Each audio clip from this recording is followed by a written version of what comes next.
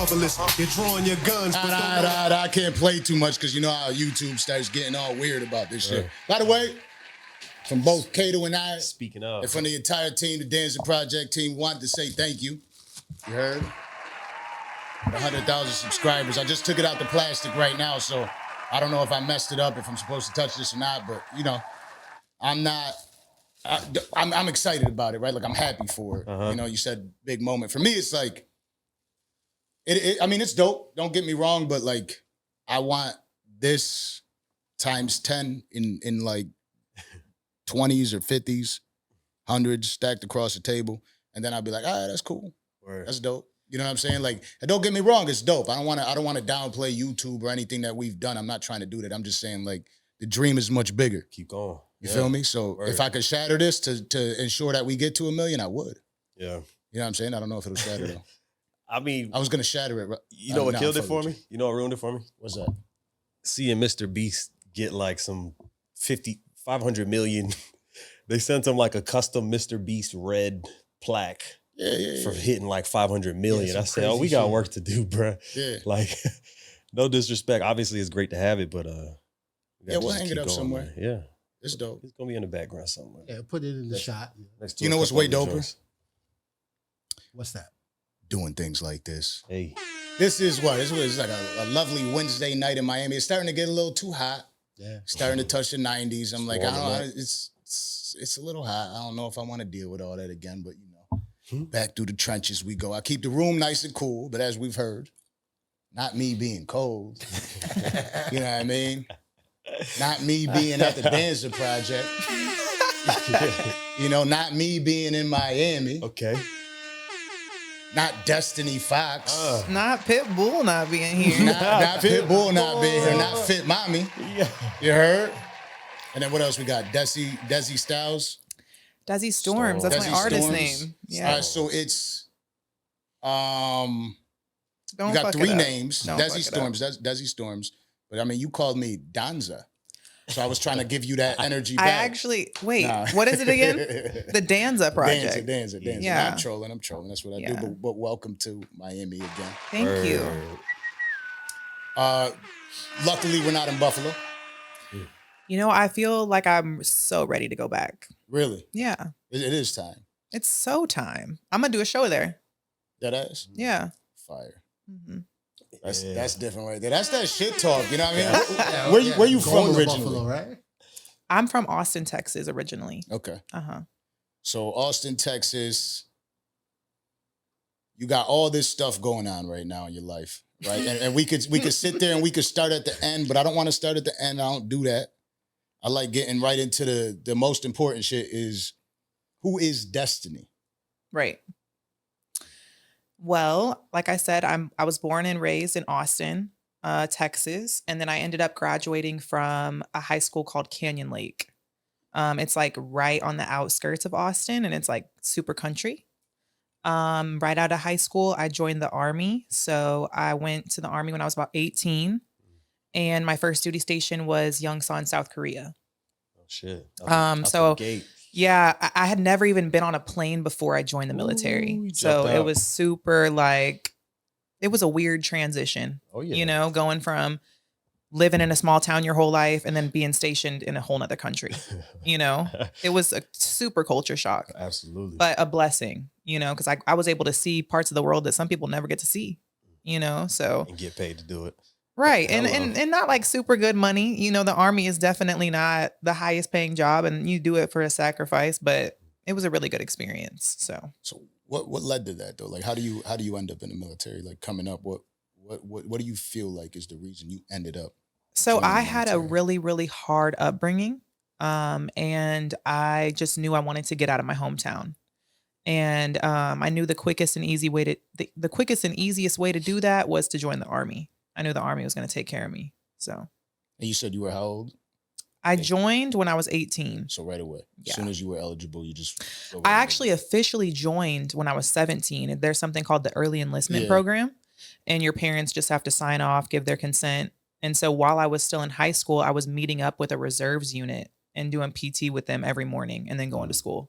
What's going through your mind though, right there? Like, are you shook a little bit as you're signing those papers? Because I went through a similar process. I almost went into it, but I backed out. Okay. You know, like being young, it is like it's kind of like that's what there's a few ways to get out. Right. When you do have a troubled childhood, a troubled upbringing, and it's like, you go ahead and you're about to sign those papers and give your life away because you're giving them your life at that time. Right. But was there any fear involved? Like, what did it take to get to that point? I think that when you're that young, you don't really realize what you're doing. The gravity of it. It almost felt like I was going to summer camp or something, And They make it seem like that. they do, and they tell you all these benefits and all it's going to be great. And I had a really great recruiter. I was blessed to have a really good recruiter. I honestly felt such a peace come over me when I signed those papers. I was so sure that that's what I wanted to do at that time. And you end up in Korea. Yeah. And that's kind of where things get a little bit crazy. So did you learn how to speak Korean and all that stuff? Like, because you're young there, right? You're still learning. Yeah, no, I was still young there. I did have some Korean soldiers that I worked with. There's soldiers called Katusas, and they're Korean soldiers that work for the U.S. Army. So in Korea, you have to do mandatory 2 years, whether you're a girl or a boy. Everybody's got to do it. That's how it is over there. It's like Israel. So Yep. They need that shit. So they can either join the ROK Army, which is the Korean Army, or they can work for the U.S. Army. And they wear our uniform. They work with us and all that. And that's called a Katusa. Okay. So I worked with a lot of Katusas, and they would teach me Korean. So I picked up on some things. All the bad words first, of course. Right. And they were so funny because they always acted like they had no money, but like their parents owned a freaking gas station and shit. Like, because it's a different culture. Right. Like chakemanyo. That's really a thing too. Just so you know, the way you looked at me was like it meant something. Like a popular, time out there. A popular Korean greeting is 안녕하세요. Yeah. 안녕하세요. I've heard that. And they like bow. Straight with it. Yeah, they got a lot more respect for one another than we do out here. Man, I feel like every other country does though. Yeah. I've been to a lot of different places, and it's always a culture shock. So you're out there and you're experiencing life. How long were you out there? I was out there for 2 years. 2 years. Did you feel like when you came back home, it was like a culture shock to you? 1,000%. Yeah, 1,000%. But my story of what happened in Korea is more so why. Oh, so tell us about the story. So I get to, since you brought, not you bringing it up, not me getting the tea for y'all. So I went to Korea. Like I said, I was 18. Obviously didn't know anybody over there. And I get to my unit, and about a month into my tour, we get a new platoon sergeant, and he's like 5'5", literally, but he's like big muscle, Pitbull. like he's a Colombian dude. Pitbull. Come on, Pitbull. Come on. Oh man. He's a Colombian dude. He has like nice tan skin. And I'm like, who is this dude? But in the Army, like I was just a private at the time. So you can't fraternize with like people outside your rank. So they say. But he like started scheduling us to have staff duty together. And staff duty is like a duty you pull for 24 hours. And it's just you and the platoon sergeant. And you're guarding a whole building. And it's like all through the night. One night. That's hello. One night, we were. Can I cuss on here? Absolutely. Okay. I think we cussed already a few times. Right? Sure. Okay. I just wanted to preface. So one night we were fucking in the battalion conference room.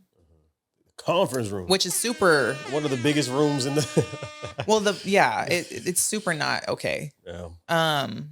But that's what happened. That's it. Yeah. And I got pregnant. Oh. Yeah, I got pregnant. And so that happened, and I found out that I was pregnant.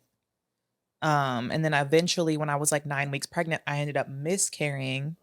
Because at the time I was training for a bodybuilding competition. I was doing all kind of shit. What time you're hiding it? Well, I didn't, but the thing is I didn't find out I was pregnant until I was 7 weeks.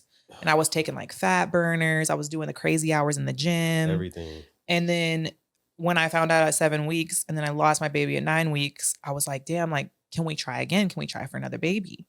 And I got pregnant a month later. And so now my daughter is about to be 7 years old. Oh my goodness. So, that was a crazy time. Wow. Is that, whoa, dishonorable discharge? No. Like, So I PCS'd, so a permanent change of station to Fort Benning, Georgia from Korea. okay. Had my daughter there in Georgia. And shortly after I had my daughter, I went to airborne school. So I was like jumping out of planes, doing that whole thing. And I ended up getting into an airborne accident. Shit. And so like if you look at my nose, you can tell like the right side is collapsing.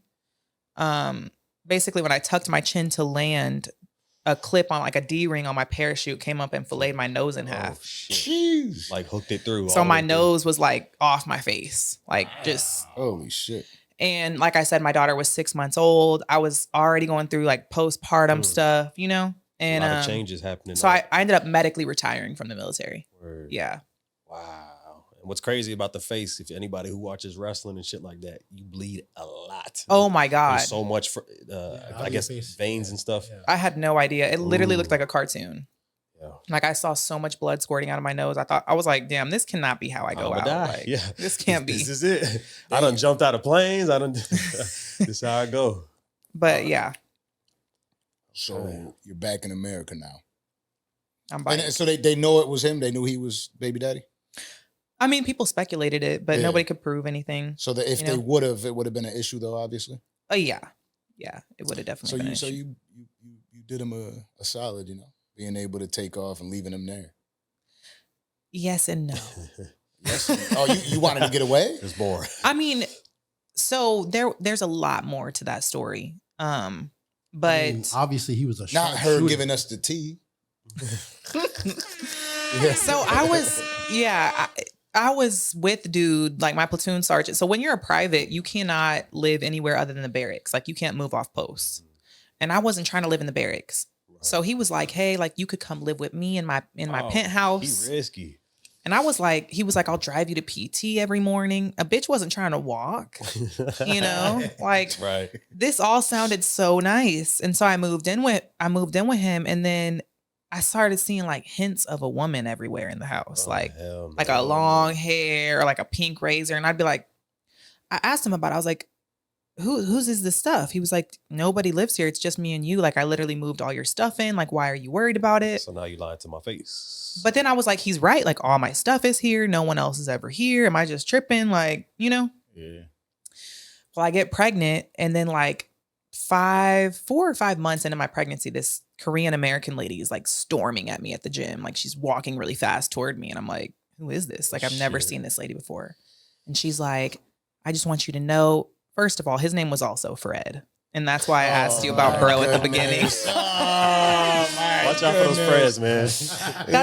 That's why I asked you about the other Fred. Damn. But she was like, I've been with Fred for 2 years. I overdosed on pills. I've been in the hospital. Like literally my kidneys were failing. He moved you in when I was in the hospital. And I'm like, Oh shit. Hey, yo. Damn. I'm 19 barely at this point. Right. And I'm like, yo, like this dude, by the way, he was 38 at the time. Damn. So he just moved you in the crib all easy like He that? moved me in. No problems? No problems. We were having a really good relationship. And we have a really good relationship now. Like he's a great father. Guy's But a this was just stone some cold crazy player shit. At that I'll tell time, he you. was a stone. This cold was just some player. crazy shit. And he knows he was wrong. Yeah. The You know? Korean, He don't give a the fuck Korean either, chick was especially like at that time. Korean? What? The Korean chick was like from Korea? Like I think one of her parents were from Korea, but she was Korean American. Like Oh, I think her mom was Korean, but her dad wasn't. So she didn't have like the accent? No. What the fuck? What that gotta do? Because I was thinking the whole time during the story. You're like picturing this like how little it Korean motherfucker come cuss her out like, you motherfucker. yo. No, she Cancel. for me, like I was like really thrown for a loop. I was like, Yeah. damn, like I'm pregnant. What am I supposed to do? What the fuck am I supposed to do? You I'm know? all the way over here. I have no family here. Like, And you're 19, which is like, you know what I'm saying? right. Super I'm very young and I didn't realize it then. But like looking at me being who I am now, being a mother, I'm like, damn, he met me when I was 18 and he was 38. Yeah. Like that's It's crazy. a little Big wild. pedo vibes. And wow. you know, it's whatever. Like everything was consensual, obviously. But But really, at 18, really? I mean that you can consent at 18. Consent is consent, but I have he a was playing a 15-year-old different game. daughter. right? And I can't imagine 3 years from now, some nigga big like Danza trying to fuck her. You know what I'm saying? Like, You know, my there's baby no daddy way. actually looks a lot like you. Yeah, his name's Fred too. Damn. Yeah, well, he's a Colombian dude. He's like always in the gym. Like he looks really young for his age. Like he's a handsome dude. And like we're cool now, like I said, but then that was some crazy shit for me to go through. You know, because what bro told me, he was like, I was like, I got to get out of here because I don't want my daughter to be, you know, not an American citizen. Yeah. I wanted her to be born in shit. America with my family around. Yeah, that's smart. You know, so I left and went back to America where I got stationed in Georgia. And he was like, I'll be home in March. I PCS'd in February. He's like, I'll be home in March. Well, bro never came home. So I'm like trying to navigate my life, trying to find a house on Fort Benning. There's a whole lot of things you got to do to prepare for a baby, you know, and I never signed up for any of it on my own. So I'm navigating, I'm figuring it out all while working full time, you know, and in the military, you work until you pop that baby out. There's no mercy. No mercy, none of that. So, you know, I found myself a home for me and my daughter and had my daughter.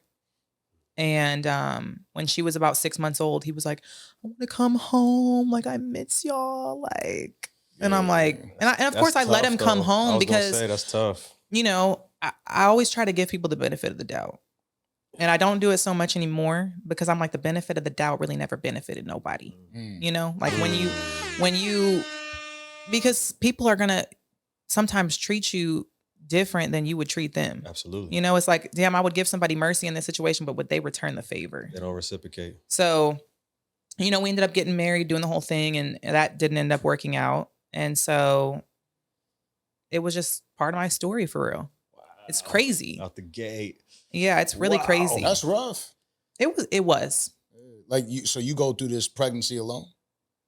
I went through the pregnancy alone. Like I said, I went back to Fort Benning, found my home, you know, where we were going to be Fort Benny? Fort Benning. Oh, okay.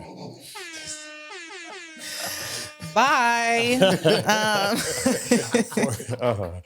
Fort Benning. Fort Benning, Georgia. And if you know anything about the military, you know that Fort Benning is like home of the infantry. So a lot of soldiers there are like male soldiers because women weren't allowed in the infantry till like maybe 4 years ago.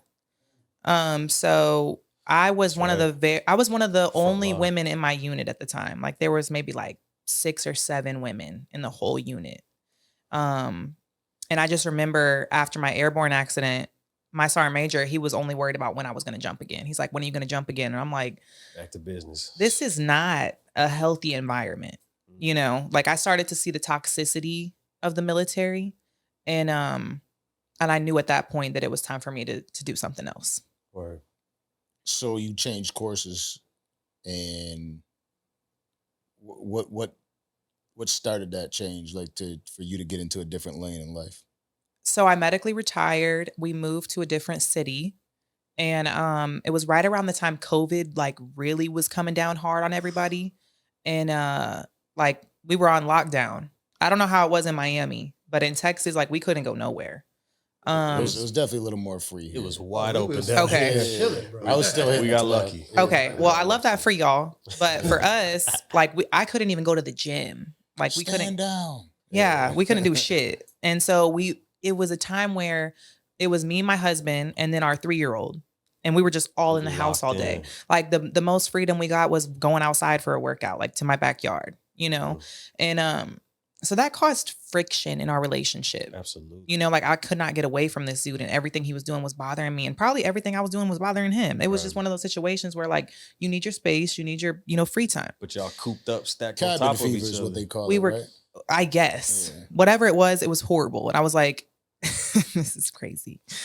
I got my first DM from a football player around this time.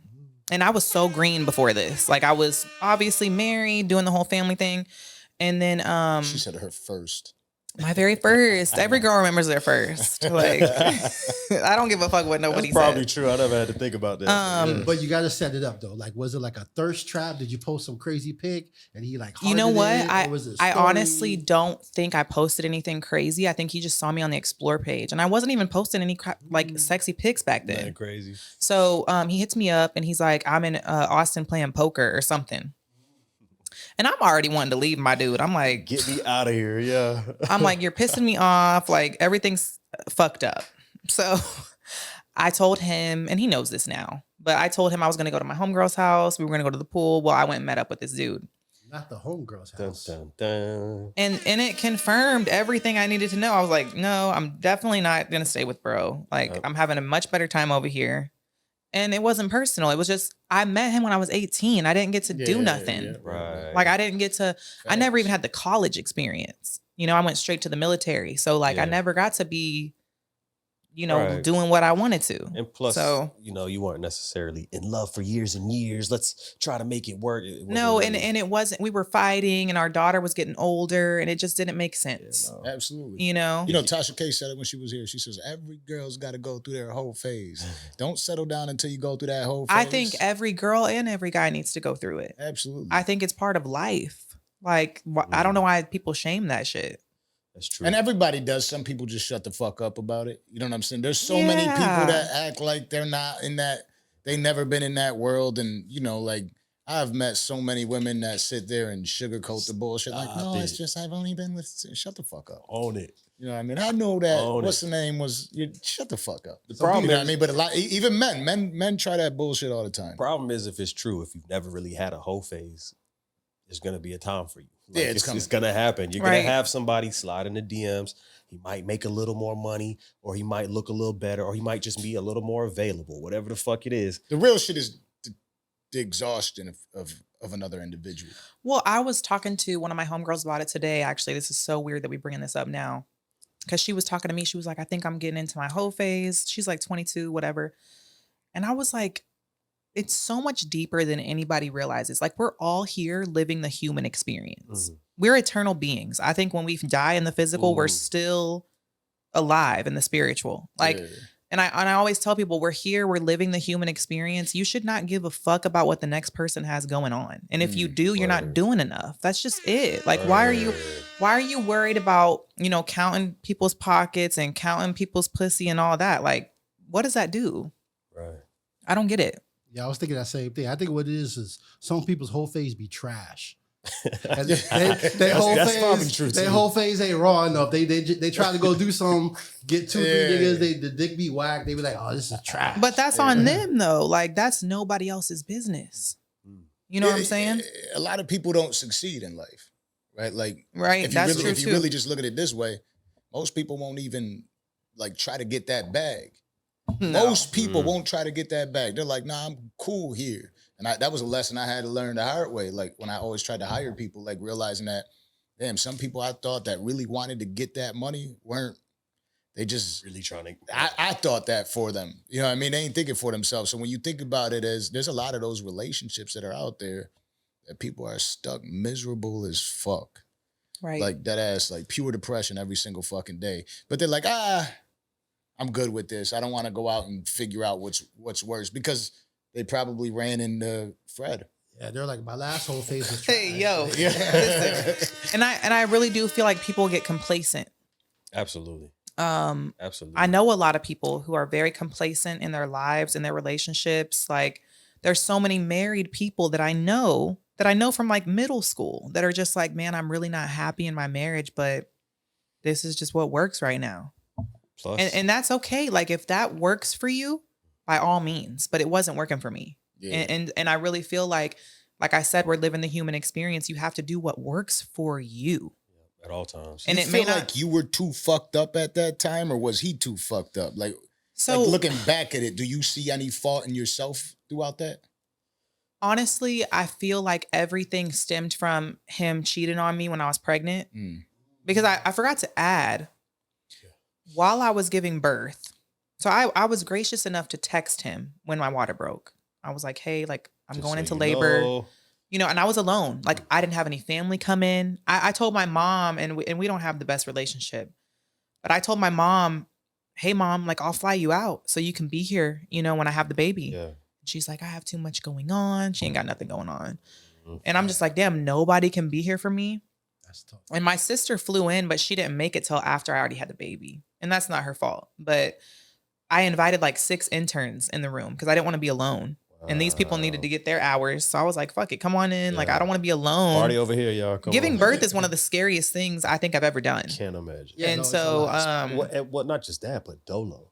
right. You know, without somebody to bring the bag for you or, you know, whatever the case might be. And so I FaceTimed him like while I was giving birth, and it was him and her in the camera. Oh no. Oh my god. And I just, I'm like Destiny. 19 and I'm like trying to just, you know, do everything right. And, Hey, yo, you know, that is different right there. it was, That's Like the fact that she was in the camera, that's but crazy. she was nervous. Bruh. I immediately nervous. hung up. I was like, this can't be real life, you know? I would have threw my phone across the room. Because you're already in such a vulnerable state when you're pushing a human out of your Literally. body. Like, that's a spiritual experience. That's not to be taken lightly in my eyes. Yeah. You know, and when he came back and I gave him the second chance, I could just never get that thought out of my head. Like, you did me how I would never do you. when it counted the most. Right. And that's when I say, like, people will do things to you that you would never do to them. And that just doesn't sit right with me. Like, I understand that not everybody is going to treat me how I would treat them. Yeah.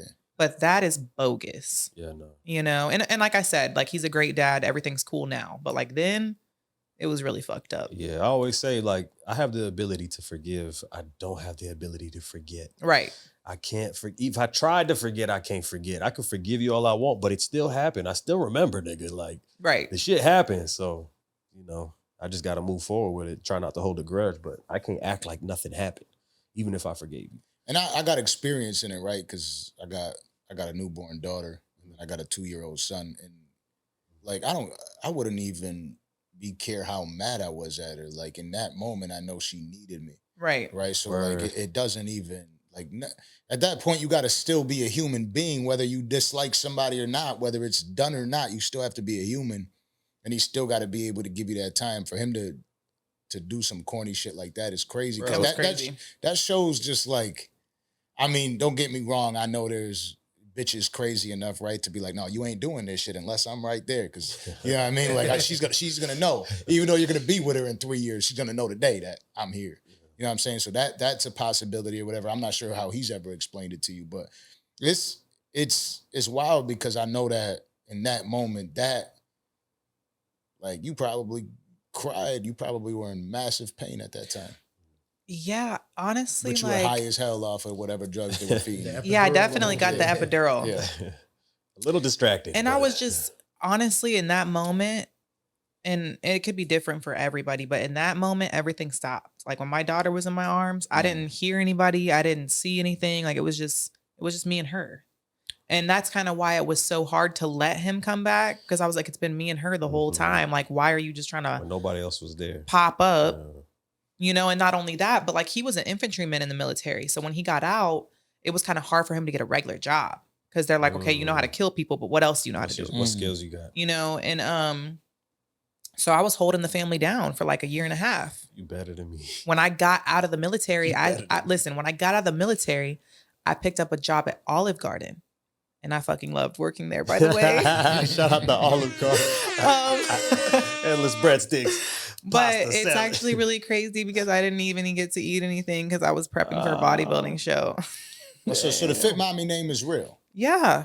That came Fire. from when I was in the military doing bodybuilding competitions.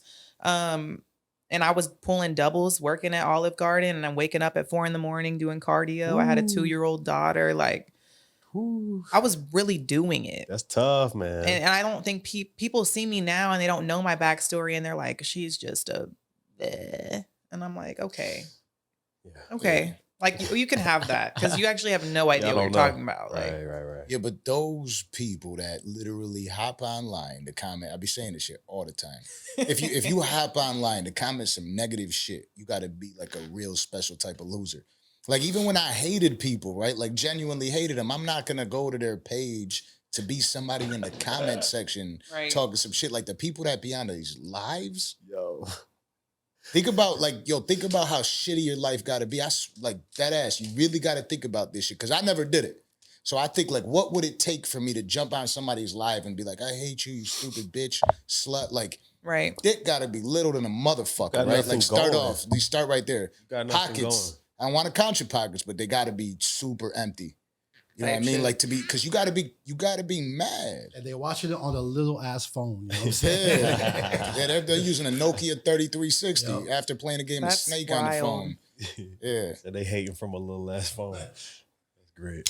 But here you are today. So who is I got to use the government, right? Like, but who is Destini today? Yeah. So, like I said, we were in COVID, and my husband at the time, he was like, "You should start OnlyFans," and I was like, What a time. This is Fred. And this is Fred number 1, Yeah. and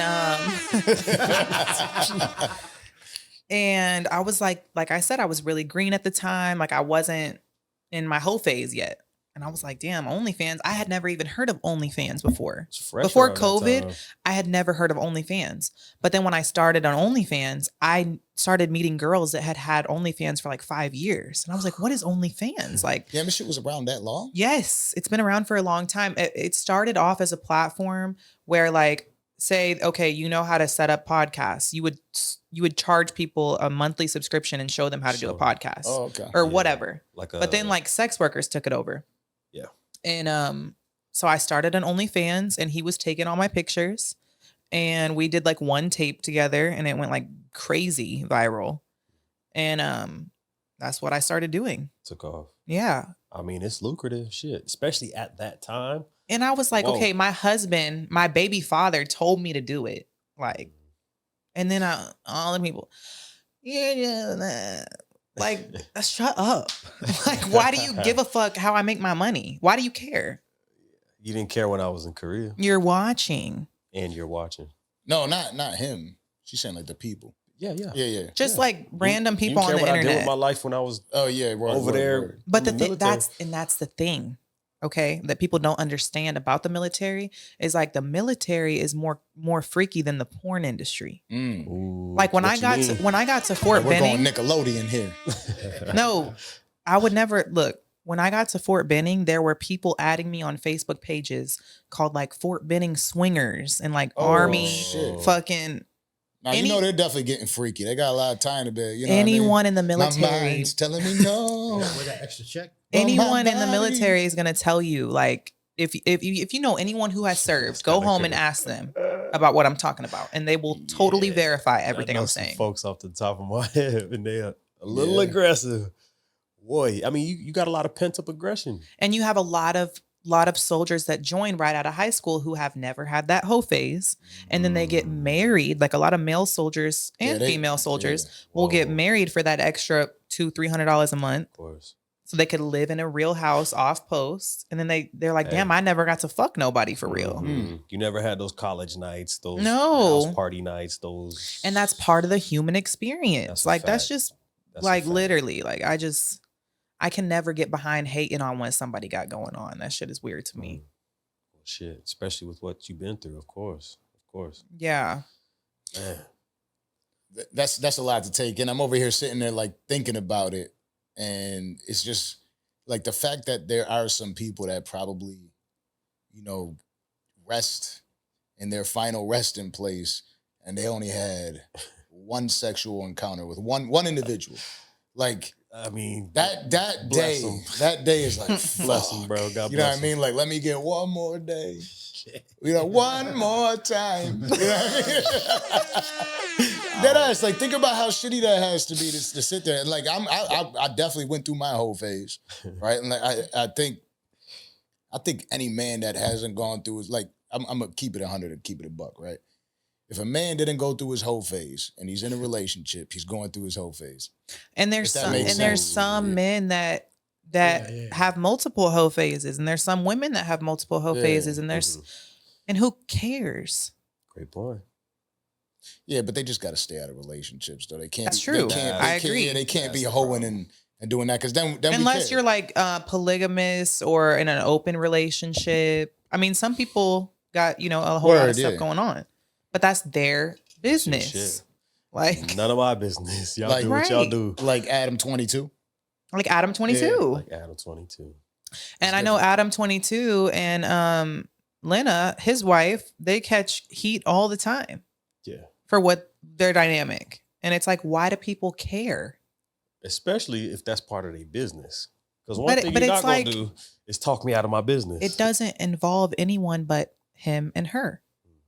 And everybody on the show. Well, yeah, he kind of included everybody. But it really doesn't, though. Like, saying. at the end of the day, those two go home to each other and they have their own agreements and their own beliefs and they share that with each other, and that's their business. Like, it's okay to have your opinion on something, but that doesn't matter because they have an understanding. Regardless of what me and you say all in here, that doesn't change what they got going on. Right. Word.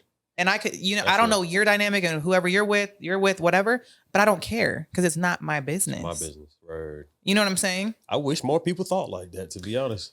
I just don't understand why people don't think like that. It's so many different ways to live this fucking life. Who the fuck are we to judge somebody else for? And that's what I always say. Like, I do not sit high enough to judge somebody. And I don't believe anyone else sits high enough to judge me. I believe that we're all going to have our day of judgment. And there's shit people do behind closed doors. Behind closed doors. And people literally could have a regular job, right? Like, for instance, the principal at one of my daughter's schools came up to me one time talking about he's a big fan. At the school. He's a principal. So he probably looks really good on paper. He probably attends all kind of dinners within the freaking city. Active community. In the school board. Closet But he's a freak. Boy. But you right, though. Super freak. He's super freaky.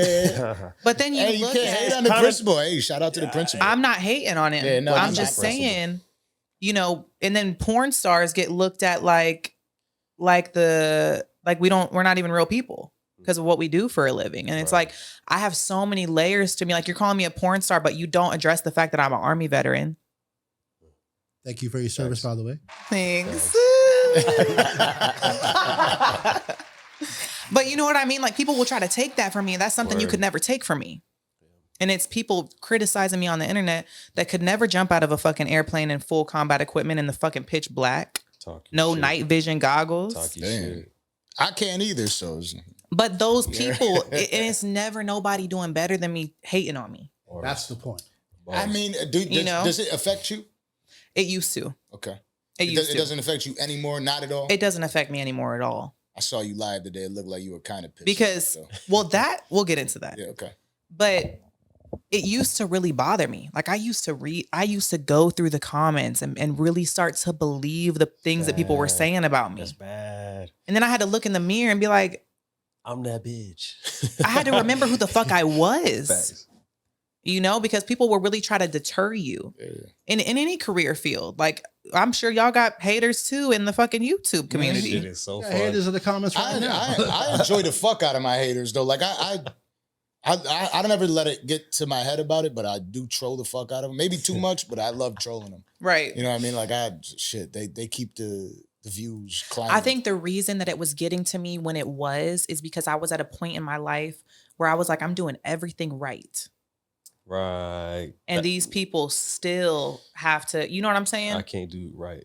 So it's like no matter what the fuck I do, you're gonna bitch and complain. Right. And that's literally goes for anything. You could be doing everything right and people are still gonna, have something to say. That's the worst. That's like when you're in a relationship and you keep getting accused of cheating. It's like if I were to come on here and say I donated $10 million to the Child Society of Cancer, and people are gonna say, well, why didn't you donate 15 million? Or why didn't you donate to a different charity? Or why didn't you? Yeah. What about it's mental health? It's always something. So if I'm not good enough for you, then just, keep scrolling. Yeah.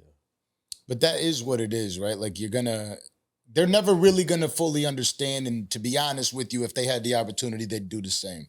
Right. It's just, but how do they admit that to themselves in a position? Like I said, I'm not bullshitting. There's no secret to this shit. I promise you. Every one of them joints that you see hating on social media, maybe there's 1 out of 38 million that does anything successful in their life. Their relationship sucks. Business. Their trash. Their fucking sex game sucks. Trash. Damn. Their talk games. They can't hustle. They got nothing going for themselves. They're probably ugly as fuck. Like, you got to be a real shitty, pathetic loser You really do. Like, think about it. That takes a lot. I'm telling you, it takes a lot. Yo, you got all this shit that you could be doing and you're 24. And you're hopping on social media and being like, yo, fuck you, and da-da-da. That's weird to me. Right. That's mad weird. Like, I get it that, like, you got bitter exes that might jump on and do that shit. But somebody that never met you in their motherfucking life talking about, beat Dan's ass. You know what I mean? It's like, good luck. Eat a dick. Good luck. One thing about it, bro, and I don't know if it's just me, bro. I'm very confident with who I am and who I've become and all the things that I've been through. Like, I'm very aware. I feel like I'm very aware. So when they come at me talking crazy, I'm like, nigga, I'm valid. What's up? Let's go. All right, talk shit. Come on, come at me. Try me, please. You can't put no holes in it. I know who I am. You know what I mean? Right. Like, I could understand. Yeah. If I was a little shaky about some of the things that I kind of accomplished, or you know, some of the accolades that I maybe got or got lucky on, then I might feel insecure about it. But I know what the fuck I've been through. I know what I did to get here too. So fuck y'all. Yeah, it's not like you're the owner of Bad Boy Records, you know? And I think You crazy with the I horns. think that a lot of times when people, like, what I've found is a lot of times when people are hating on you, that's like how they feel about themselves internally. And it's projection. Yeah, losers. Like, one of my favorite ones that I get all the fucking time being in the porn industry is like, oh, well, you probably don't have a dad and your father probably hates you and da-da-da-da-da. Y'all reaching. Like, I moved my father into my home and he like helps me with my son, and like my father loves me, like would die for me, you know, but people, my father was there when I had my son. Oh, okay. You know? And so people will say that, and I'm like, you must not have a father. You know? How can you recognize that? Right. Like, Or you must you must feel, you know what I mean? Like, Facts. you don't have a good relationship with your dad because you're not going to put that on me. I know where I stand with my father. Right. And my father accepts me no matter what line of work I'm in. He said, honey, at the end of the day, if you're happy, I'm happy. Like, Shout out to it's Pops. called unconditional love. If you have children and you have unconditional love for your children, what they grow up and do is not going to sway that love. Word. You can love them You know what I regardless. mean? Yeah, that's how it should That's be. how I feel as a parent. Like, You know what it is? Most people don't recognize that it's actually happening there. It's actually them. right. They actually don't recognize it. It's not like they're talking shit and they could recognize that they themselves are doing the very thing that they're accusing the other person of. They can't even see it. Right. A lot of I keep That's true, too. explaining the point is like we grew up, we all walked through life. You know how many times we've encountered people that we knew wasn't all there, like through school, right, through childhood, Yeah. through just circles. Like, you knew they weren't all there, but they are. They're here on social media. Right. Seriously, like we forget that these people are actually out there talking, and like how many people you seen like, yo, I don't want to be around that motherfucker ever again in my life. Right.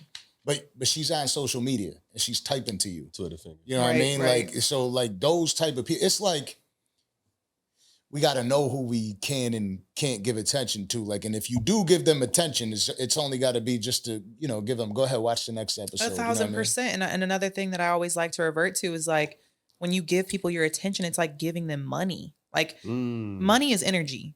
Attention is energy. So if I'm giving you attention and you're hating on me and I'm giving you attention, that's like me throwing you bread. Right. Why the fuck would I throw you bread? Why the fuck? I don't support you like that. You know what I'm saying? Like, I don't care. Like, you can hate on me. At the end of the day, I'm gonna still be me. Right. You That's feel the me? most empowering shit you could really, Like, I saw somebody said I was subbing people in the comments section. No, I'm not. I'm talking directly to you, you cocksucker. What the fuck are you talking about? no, sir, What the fuck was that? Like, what did you think I was hiding? Put the chat up. Let's go. I'm saying that you eat meat. You know what I mean? Like, there's no secret here. I think if you're sitting on there and you're commenting right now, if you want to stay signed on, you can watch the rest. But I do think that you eat meat for a living, bro. Like, cut it out. Chill out. I think you're a loser. Such a funny way to say I think it. that if we compared pockets, I think that if we compared females, I think if we compared lifestyle, if we compared anything, I think I win.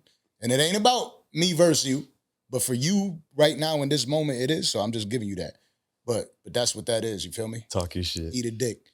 Okay, so come on. you got one baby here at this moment in your life. How many children do you have now? I have 2. 2. Okay. Okay. And then the other baby daddy is Fred number 2. Okay. How did that happen? Is it? Am I correct? Wait. Well, you made it seem like I'm wrong in this. No. You're right. Fred, I never called him Fred. I always called him Freddie. Fred is weird. With an S? I just, what? Oh, Spreadie. Yeah. People, look, I never started calling him Spreadie. That was something one of his fans made up. I don't know where that came from. Damn, one of his fans Your knew. own fans. All Freddies are alike. That's why I just can't fuck with the name Fred. Like, it's nothing personal, but I can't be with no variation of Frederick, Freddie, Alfredo, Frank, Alfredo. None of that. I can't do done. it. Just before the show, she says, "Is Fred here?" Yeah. Oh, fucking, yeah. Now you know why I asked that. Money, yeah, she's like, "Is Fred here?" And I mean, I fuck with the Fred from here, but I'm glad he's not here. All you Freds out there is dead for y'all. He's upset right now. It's done. Nah, but so he comes into the picture how? Okay, so I my sister was messing with this dude in Atlanta. And I was with her in Atlanta when I get a DM from Freddie Gibbs. And I didn't know, I had never heard of him prior to this. And when I say that, people are like, "Oh my God, she's hating. How could you never know of Freddie Gibbs?" I just got through telling y'all my favorite artist is Pitbull. Okay. So if I listen to Pitbull, what makes you think I would know about who the fuck Freddie Gibbs is? To be fair, most people don't know who he is. Most people don't. Yeah. So I asked my sister, because my sister is kind of more into the hip hop zone, whatever. And I was like, "Hey, have you heard of Freddie Gibbs?" And she goes, "Oh yeah, he's a rapper. I actually saw him like a year ago at his show that he did in Austin." And I'm like, "Okay, well, he just hit me up in the DMs. Like, should I reply to him?" Right. She's like, "Yeah, give him a chance." I'm like, but his name's Fred. That's the first thing I said. Right. I was like, his name's Fred. Like, I just don't know. Yeah. And she was like, "Girl, just give him a chance." And I'm like, "Okay, whatever." So we start DMing back and forth. He's like, "I'm in LA. Like, what's up?" And my sister had a friend that was living in LA. So we were at her friend's house and he was like, "Hey, are you out here?" And I was like, "Yeah, I'm out here." That's late. So he picks me up. He picks me up and we go to this like chicken spot. And I don't even remember where the fuck we were at, but we were somewhere in LA. And he takes me back to the crib. We watch a movie. We have fun. And that was kind of like like how it started with our relationship. We didn't like immediately start dating. Okay. So after that link up, like a year went by. And we were messaging back and forth, checking in with each other. Were you still West Coast or? No, so I was living in Texas whole time. Okay. But so there's a little separation there. Yeah, so he had to go on tour. He was doing all kind of shit, and it was just a friendship at that point. Yeah. You know, we would check in with each other, how you doing, whatever, but it was never nothing more than that. Yeah. And I remember when my first video went viral on Pornhub, Freddie was the first person I sent the link to. Oh shit. And he was like, "Oh my God, I'm so proud of you. Like, you're really out here doing it. Like, keep going." Keep going. And I'm like, "Thank you." Like, that made me feel really good because I posted this video, or this video was posted, and it got 5 million views in 72 hours. I was like on the front cover of Pornhub. Did you get to post it and take advantage of that? Yeah. Okay. Yeah, but like as soon as you logged in, it was like on the homepage. Front page. And that is kind of like that. What? That ain't give you like cuckold vibes that he was like cheerleading your video? They not together? No, we were just friends at that point. I mean, I got some homegirls, but you know what I'm saying? I mean, I ain't never really it's kind of, like, but it's also a flex for you too, though, because now you can Is say, it? "Oh yeah, man, this one." Wait, was it just you? No. that implies that maybe he was like watching you beating his dick. No, like, yeah, that this shit is was work. I don't know. I mean, he just kind of made it seem like he was proud of what I was doing and supportive of it. That just seems like a red flag. I'm just saying. But Okay. this industry though, like you can't be mad. What are you gonna do? Stop her game? You don't got to be And a hate? cheerleader. Like, you don't got to send him like. You know what I'm saying? I don't know. Great job. You took that dick well. Yeah, you did. The way I did. The balls, like, But that's shout besides out the to point. you know what I'm saying? No, but I feel you. But so then we went. I was supposed to meet up with him in Chicago a couple months after that. I woke up with a really sore throat. I think I had got like the flu or some shit. And I texted him. I was dancing at the time, like at the strip club. So I'd already been out late the night before. And I texted him. I was like, hey, I'm not going to be able to make it to Chicago. I'm not feeling very good. Like, I'll catch you in another city. Like, you know? And he was like shaking my head. Like, so you not coming? And I'm like, no, I'm not coming. Like, he did see the video. Okay. I'm not coming. I don't feel good. I'm going to get there and do what? Go to sleep? Like, I'm not coming. Right. So, we didn't talk for like 3 months and I was fine with it. Like I wasn't trying to be with him at the time. Like that was kind of the flow at the time. Right. We were just kind of tapping in, but I wasn't going to be able to make it. So let me get that bottle, Chris. Right. And then I heard about my homegirl called me. I was in the airport. I don't remember where I was going.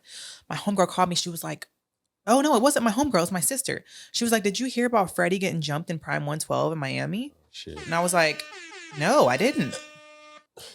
And she was like, yeah, apparently he got jumped in Prime 112. Like, you should check on him. Because she knew we were friends at the time. Who was that by that time? I remember that going viral. Like, who got jumped by that time? I think Jim Jones? It was Jim Jones. Yeah. So, fucking Prime. So he was at Prime 112 here in Miami. And that's where that all went down. So I called him and he was like, no. I texted him. I was like, hey, are you good? And then he FaceTimes me. He's like all in the camera. He's like, I'm good. I don't got no marks on my face. Like they didn't do nothing to me. Like, and I'm like, okay, you seem like you have a point to prove, but also I was just checking on you, you know? Right.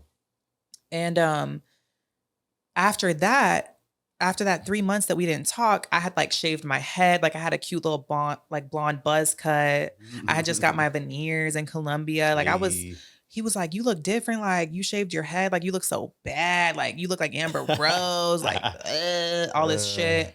And I'm like, okay, well, I was just checking on you. Glad to see you're doing good. And that kind of like next morning, good morning, beautiful. You threw him off. Yeah. That's how it goes, though. And that's fine, whatever. Yeah. And he was my homeboy at the time. So he just got beat up too. Like right. And so I was trying to be there for him. Yeah. And so about a couple months after that happened, he was about to go tour Europe. And he was like, hey, like I really want to bring you with me to Europe. Shit. And I've never been to Europe at this point. So I'm like, yeah, I'm down to go. Now I want to see you before I bounce. Come with me. Okay. And I'm like, okay, yeah, I'll come with you. Right. I want to see Europe. Never been. Yeah. You know? So I go with him on his Europe tour and everything is amazing. Like we're having a great time. We're seeing all these different places, doing all these different things. And he's like, I really want to be with you. Like I want to make it official. And I'm like, at this point, I didn't really want to be with nobody, but I also like wasn't opposed to it. Like, let's just try it out. Let's just see. You honeymooning. Y'all having fun. We're having a blast. Come on. Like and that's cool. Like, you know, that's cool. We apologize for the inconvenience. Unfortunately, we back. Spreadie cut the audio. He called Universal. And all of a sudden, but we had to make a call. We told them that we are only going to talk a little bit more. So we are back. We're back talking about piggyback rides. Let's start from there. Okay. Euro trip. So let's rewind a little bit. Yeah, and so you gave a grown man a piggyback ride in Europe. Yes. And he I was don't remember enjoying where this. we were though. Yeah, there's a whole video of it. Like I don't understand how you haven't seen it yet. I haven't. But again, not too many people know who Freddie Gibbs is. Right. Yeah, he's like, lower class. He's I think he's still underground for real. Ooh, stop it's that, not, man. I'm not hating. Kanye, he got on Kanye. Okay. Yeah, which is a recent development, you know. Yeah. I don't know how that happened, but and that's cool. But there's still so many people that don't know who Freddie is. When I say underground, I'm not saying it to be a hater. I'm saying it because it's real life. Right. Yeah, I thought he was security because he's like he wore the orange suit and shit. I'm like, it's probably just security up there. You're wildin'. You're wildin'. Yeah. So actually, it's really funny that he did that feature with Kanye because when I was or Ye? Kanye or Ye? Yeah. Ye. It's really funny that he did that feature with Ye because whenever I was with Freddie, when Ye was going on those interviews and talking about like he was exposing a lot of people and talking about how he didn't really fuck with a lot of people in the industry. Me and Freddie were at the breakfast table in his house and we were just eating and he was like, I'll never fuck with Ye. Like he dissed Virgil. Like I'll never. And then I see that he's doing his feature with him. I'm like, here we go. You gotta admit though, he's heartbroken right now. So like he's on, he's on that tour. I don't know, man. It makes me feel like everything he does is fake as fuck. Cause like you told me one thing, I seen it. Like my homegirl was there with me too. She was like, damn, he really don't fuck with Ye. Yeah. And then all of a sudden this song came out and guess who the whole verse was about? Ooh. Now I gotta go back. I gotta go back. So you the beautiful big titty naked women that fall out the sky. That fell out the sky. Damn. Not only that, but the last 3 features he's done have all been about me. And I'm like, he bro. He did say he's ugly without you. And I mean, think about it. He did say that. No piggyback rides. That's wild. First of all, he is ugly without me. Let's start there. Okay. Do you think he still feels ugly without you? I think he feels ugly I think he just feels ugly, period. And I think that's why he acts the way he does. I think he's a very insecure man. And I think that any man secure in their masculinity would not move the way that he moves. That's just it. Like, but let's get into it. Let's get into a dinosaur barbecue, right? Barbecue. Here we go. But hey, it's a real thing, right? They say we sound like pirates. Big buff. I don't give a fuck. I own that, right? I own it. I fuck with it. I own it. Shout out Benny the Butcher. Yeah. So you end up like there's this beef going on. They were used to be cool. Freddie Gibbs says something about Benny. Benny says something about Freddie. No. All of a sudden, okay, break it down. So I'm gonna break it down, Barney style. Okay. And just for clarification, shout out to Sukihana with the baby bop. You heard? I love Sukihana. Shout out Sukihana. Did you see my little cameo in her video? Yeah. Okay, anyways, that's besides the point. She ain't too far from me. And her song went crazy, by the way. Yeah. But okay, so shout out to her. Okay, so this is while we're in Europe. I didn't find any of this out till after the fact. And just for clarification, y'all want to know the story, right? Yeah. Just so people don't say I'm going on podcasts and just... we are asking for the story. You're asking for it. Put Okay, it on us, got whatever. it. Okay, perfect. Put it in the car. You know what I mean? In the car. Yeah. Yeah. Okay, so I find all of this out in hindsight, but while we're in Europe, okay, Freddie, he posts a tweet. Okay. Benny had got robbed in Houston. Y'all probably already know about that. Yeah. And he got shot. That was a very serious event, I would imagine. Well, while we're in Europe, Freddie tweeted something that I had no idea about. He tweeted, "Shout out to my Houston niggas." After Benny got shot in Houston. And so Benny and Freddie had done music together. Benny had done shows with Freddie like before. Yeah. Right. So they're supposed to be homies to an extent, right? Or at least that's what Benny thought. And then he saw that tweet and that probably made him feel some type of way. Oh, yeah. What's that about? Like what do you mean shout out to my like what are you talking about? So mind you, I had no idea about any of this going on. Okay, so we get to his stateside tour. We get to New York City. We have a ball. Like Freddie had a great show. Everything was fire. Well, we're in a tour bus. So that night we leave to Buffalo. And from New York City to Buffalo, it's like 7 hours. Yeah. So we're asleep through the night. And we wake up, we get to our hotel. And Freddie's like, "Do you want to get some food?" And I can always eat. Like, I'm always down to eat. So I'm like, "Yeah, I'll call the Uber." And he's like, "No, I want to walk." And I'm like, "Okay. That's weird because we don't ever walk anywhere, but we have our security with us. So let's do it. Let's go eat. Regular day." And he's like, "Oh, it's only like 4 blocks up the road, like whatever." And like I said, I had no idea about any of this before I got to Buffalo. I didn't even know who Benny the Butcher was at this point. Just like I had never known about Freddie. Like I just don't listen to this type of music. I listen to Kesha and Pitbull. Like I don't know like these people. Yeah. Wake up in the morning. Come on. but somebody that listens to that is not gonna know Freddie Gibbs or Benny the Butcher. Yeah, That's no different shade. realms. It's just what it is. Yeah. So we're walking to the barbecue spot, and but before we left, he's like, "Put your chain on," and I'm in basketball shorts. I'm not trying to put my chain on, like I don't ever even put my jewelry on unless we're on stage or something. And he's like, "No, like just put your chain on." And I'm like, "Okay." So I put it on, but like I didn't know why he was so paparazzi outside, or he was so adamant about me putting my jewelry on. So whatever, I did it, and we walked to the barbecue spot. And I'm used to fans coming up to Freddie and being like, "Yo, Freddie, like what's up?" Showing him love, but like this was different. This was like I could hear his name being whispered, and no one was coming up to us. I kept hearing like Freddie, and I'm like, and I looked at him and I said, "Do you feel safe?" And he goes, "I feel safe anywhere." And me, I'm like, all right, like I'm safe anywhere. Like I'm not worried about nothing because my man just told me we're safe anywhere. So that's what I'm gonna go off of. So we get to the barbecue spot and he's like, "I want to eat outside." And I'm like, okay, this is what the fuck is going on? like, I know we have our security, but why do you want to eat outside?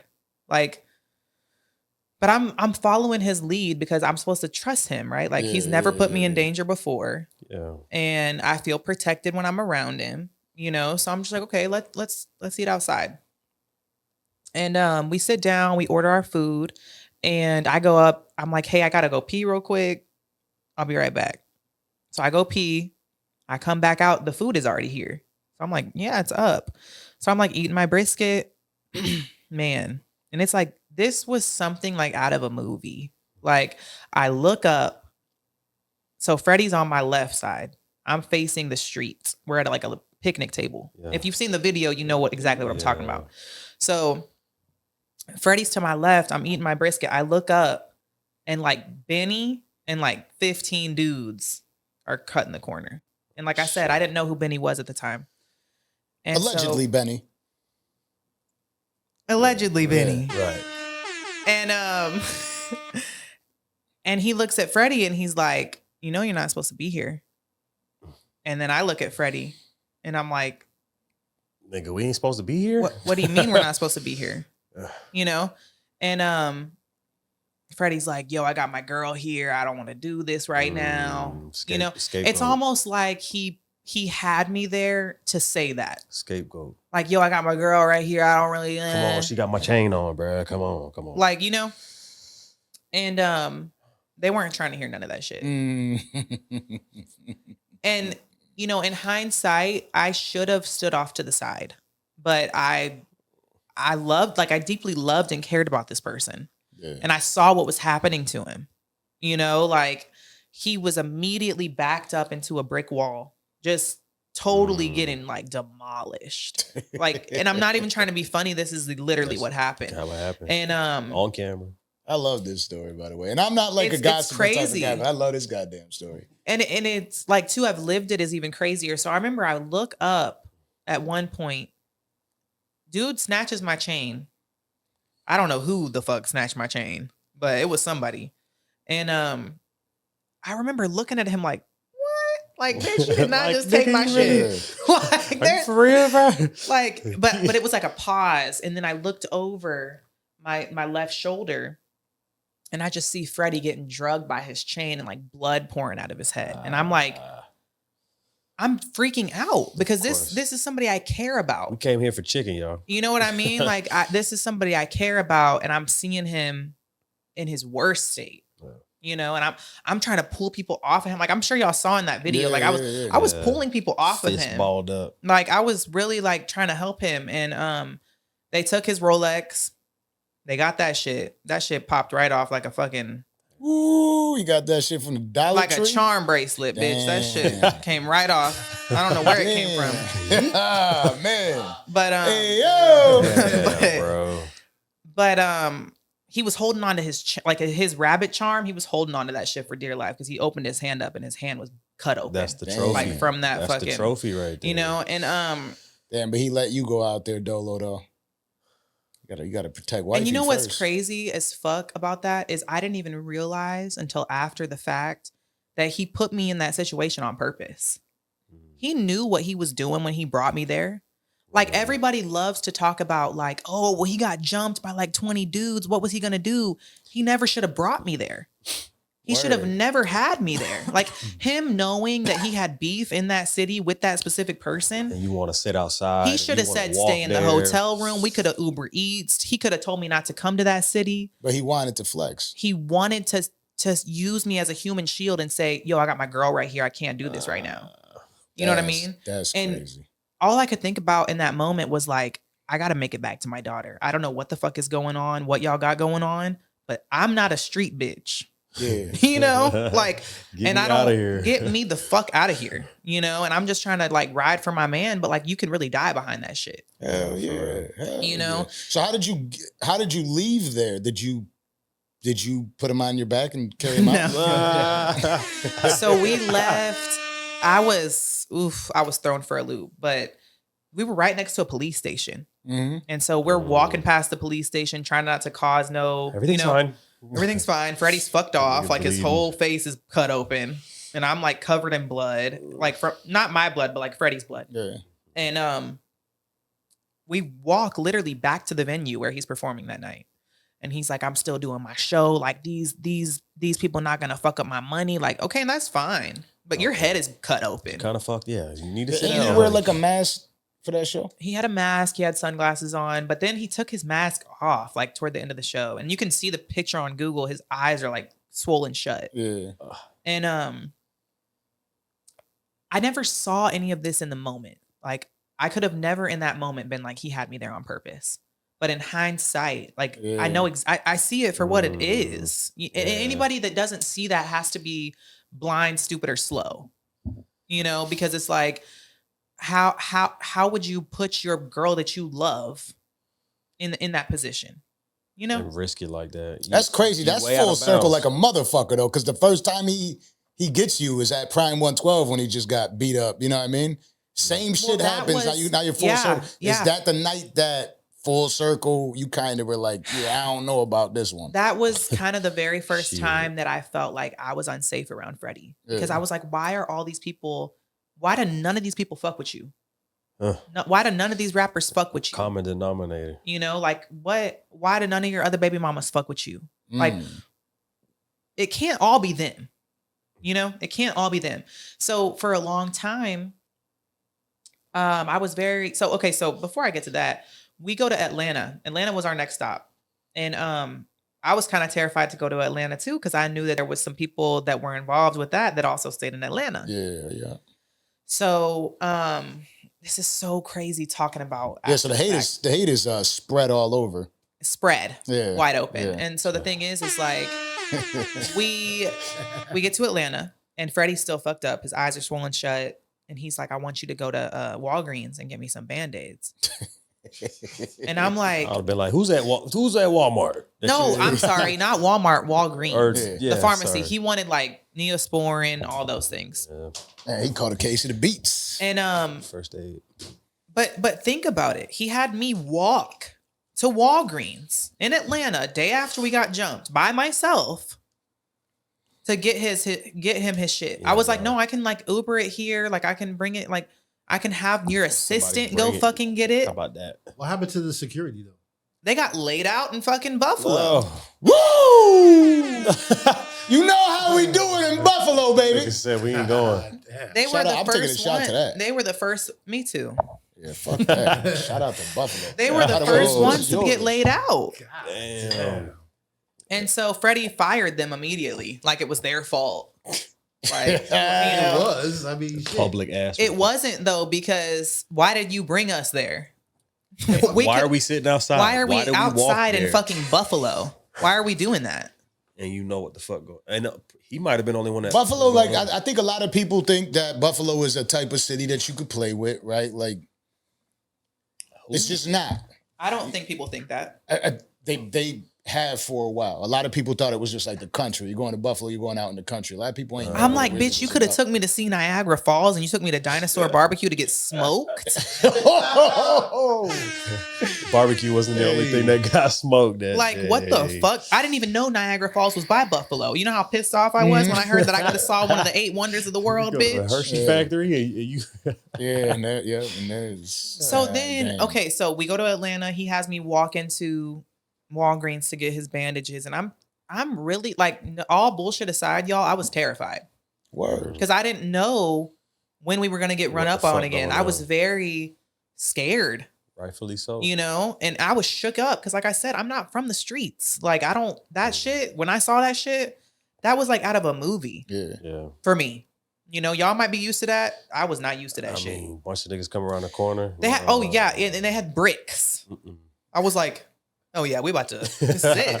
Yeah. You pick up anything in the nearest vicinity once you know he's nearby. You know, you just shit. And but I'm like, I'm lost for words because I'm like, who are these people? What's going on? What do I do? Like, what's my involvement here? Like, and so then, you know, fast forward, right? He does the rest of his tour, and he just was never the same after that. I don't give a fuck what he tries to come on no podcast and say.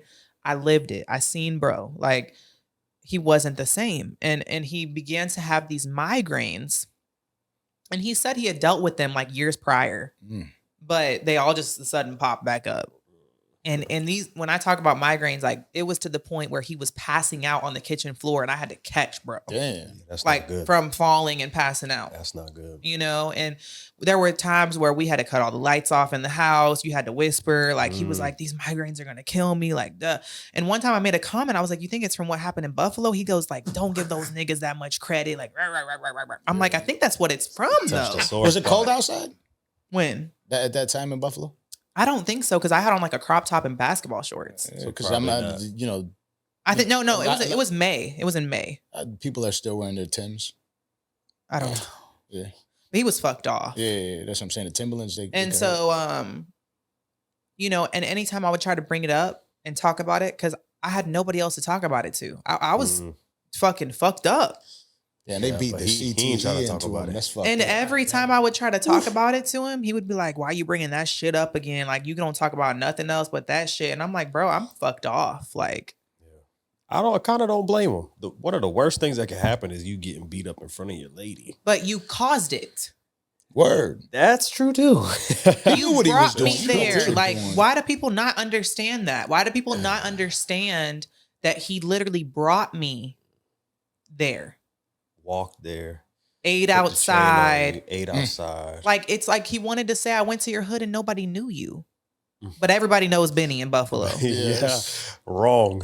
Like, bitch, we could have gone anywhere else and done some shit like Buffalo that. is like, Buffalo's that type of city where we're tight knit. Like, I figured that out very quickly. Yeah, I be trying to explain to people, like, if you go out there and you're in a relationship and you live out there, there's no doubt. You, like, out in these other cities, you could go out somewhere else and you don't have to run into your ex. Shit. In Buffalo, New York, you're running into your ex. You're running into your ops. Right. And somebody's telling something. You can't, I don't know what he was thinking going out to eat at Dinosaur Barbecue, downtown Buffalo, knowing that somebody's going to. I'm telling you what he the was person thinking. that said something was probably the butcher. I'm telling you what he was thinking. He was thinking he was going to go there and nothing was going to happen to him. Yeah. And he was, shit was going to be sweet. Make a post the barbecue. Butcher called the butcher. Have the show. That's how it is, though, that I'm telling you, Buffalo's like that. Like, as soon as, but I mean, shout out to him for performing. But that's cool. But they already finished the job. Like, the job was already in. That's cool. Money, nigga. Yeah, but you got to cut the gangster shit out after that.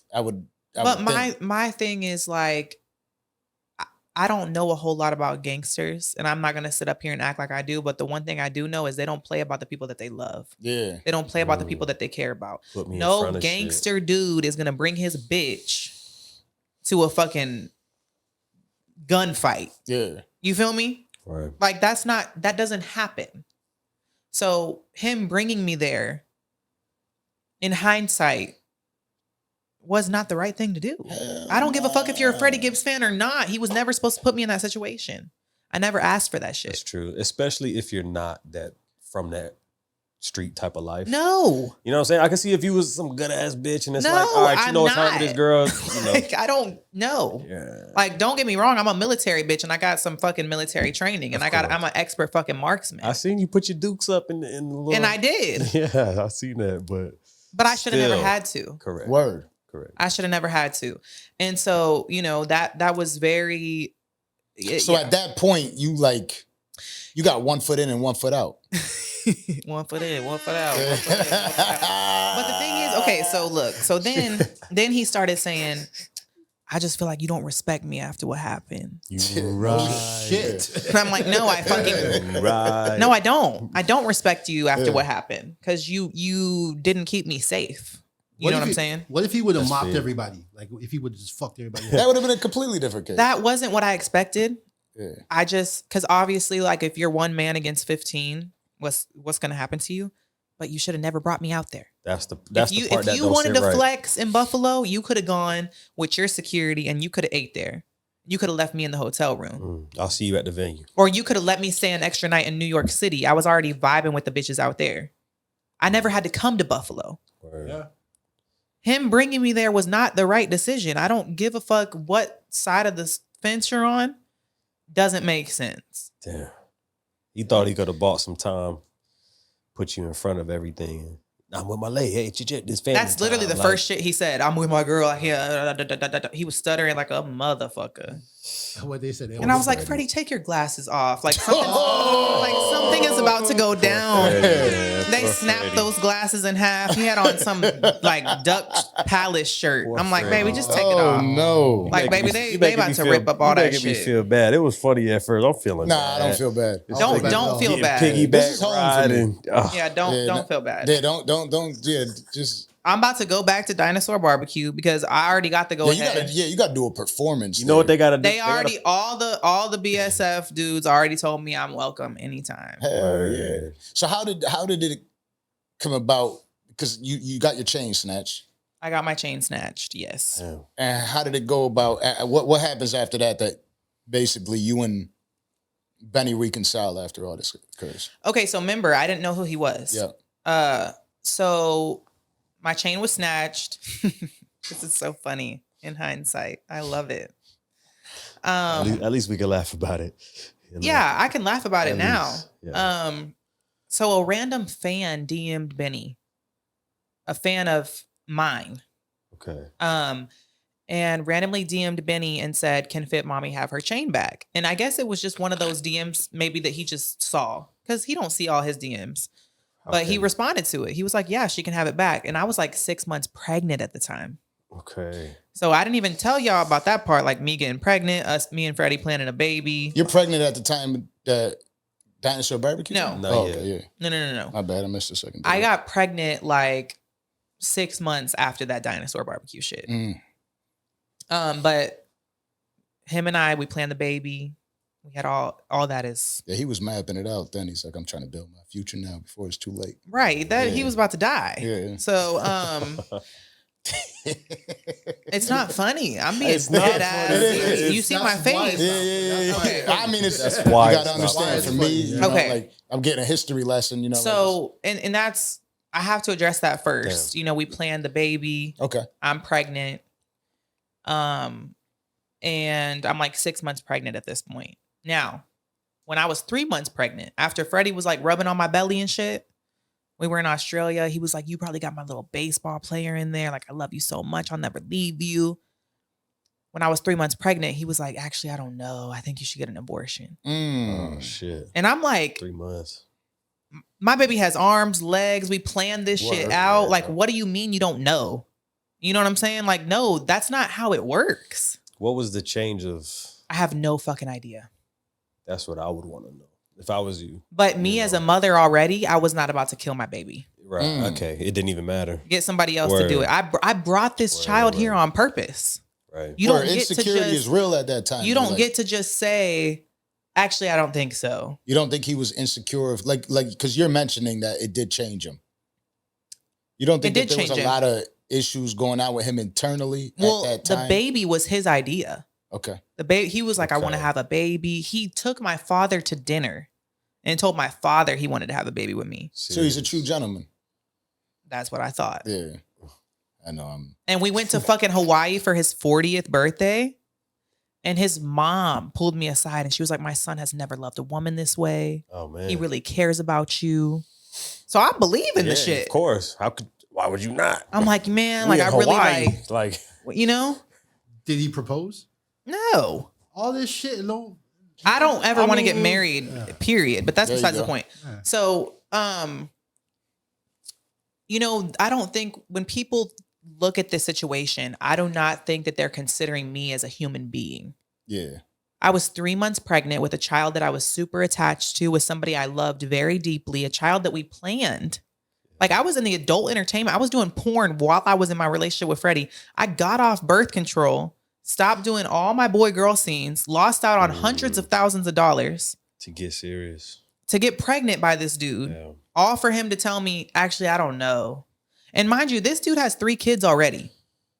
He showed me that he was a good dad to these 3 kids. We took them on vacations. They were always at the house. I would never just, and people love to say like, oh, you knew who you were laying up with. But like, no, like that person I was laying up with was taking care of his children. I would never just lay up with a dude just to have a baby by him if he was a piece of shit father. He didn't show me that. Right. So I say all that to say when I was 3 months pregnant, he asked me to get an abortion and I didn't do it. I did go to the clinic and I tried to do it. But you couldn't follow I could not follow through with that. Wow. They showed me my baby in my belly and they were like, we can't get a still image of the baby because it's doing backflips in your uterus. Damn. Yeah. But you're about 12 weeks pregnant. And I was like, fuck no. Yeah, at that point. I'll do this with or without you. You're weird as fuck for creating a life and then disappearing and saying you don't know. But that's something that you got to deal with. And you said planned too. So it's not I have all the receipts. Everything is out there, bro. It's not like this just happened and it wasn't a one night stand. Okay, you can look on the internet and you can see that he made me his Beyonce. He loved the fact that I did porn. Benny even brought it up in their beef. He was like, yo, like she's sucking dick. Like Benny posted one of my porn videos. And it's so funny looking back now, like to throw shade at Freddie. And Freddie was like, oh, I've been know my girl did porn. Like y'all some investigators though. Like he loved that I did porn. Right. You know, so I think So a lot of to Orlando's point, he was a cuck. Yeah, he's into that shit. I think a lot of his fans are like, oh, well, you do porn. You really thought he was going to take you serious? Like he knew I did porn before we even got together. Yeah. They're just trying to tear you down. I never hid my career from bro. He always knew that I did porn. So like, it wasn't a surprise. It wasn't like you sprung that on him. He knew when he was nutting inside of me over and over who he was fucking with. And one of his lyrics, he knew the job was crooked when he took it. Like he knew. So let's not pretend all of a sudden. And he's telling everybody like, it's not my baby. It's not my baby. Like, is that just like a easy... Insecure guy. That's what it is. It's actually really funny as fuck because if you see my son. Like that. I'm going to pass a photo around the table so y'all could just give me your opinion. Like that. Oh, he's really doing it? Like he's really dead ass? Like he's really telling people that this is not his son. So in this photo I'm about to show you, his son, Rabbit, is on the left and my son, Chrome, is on the right. And I want you to tell me honestly. His son's on the left. Yes. Right. Well, they're both his son. But okay. I want you to tell me honestly if you see a resemblance or not. Or if I'm full of shit. 100%. Like that. Like, how are you saying a baby that looks just like you is not your baby? Is he still going with that? Or yeah. Damn. Oh, yeah. Shit.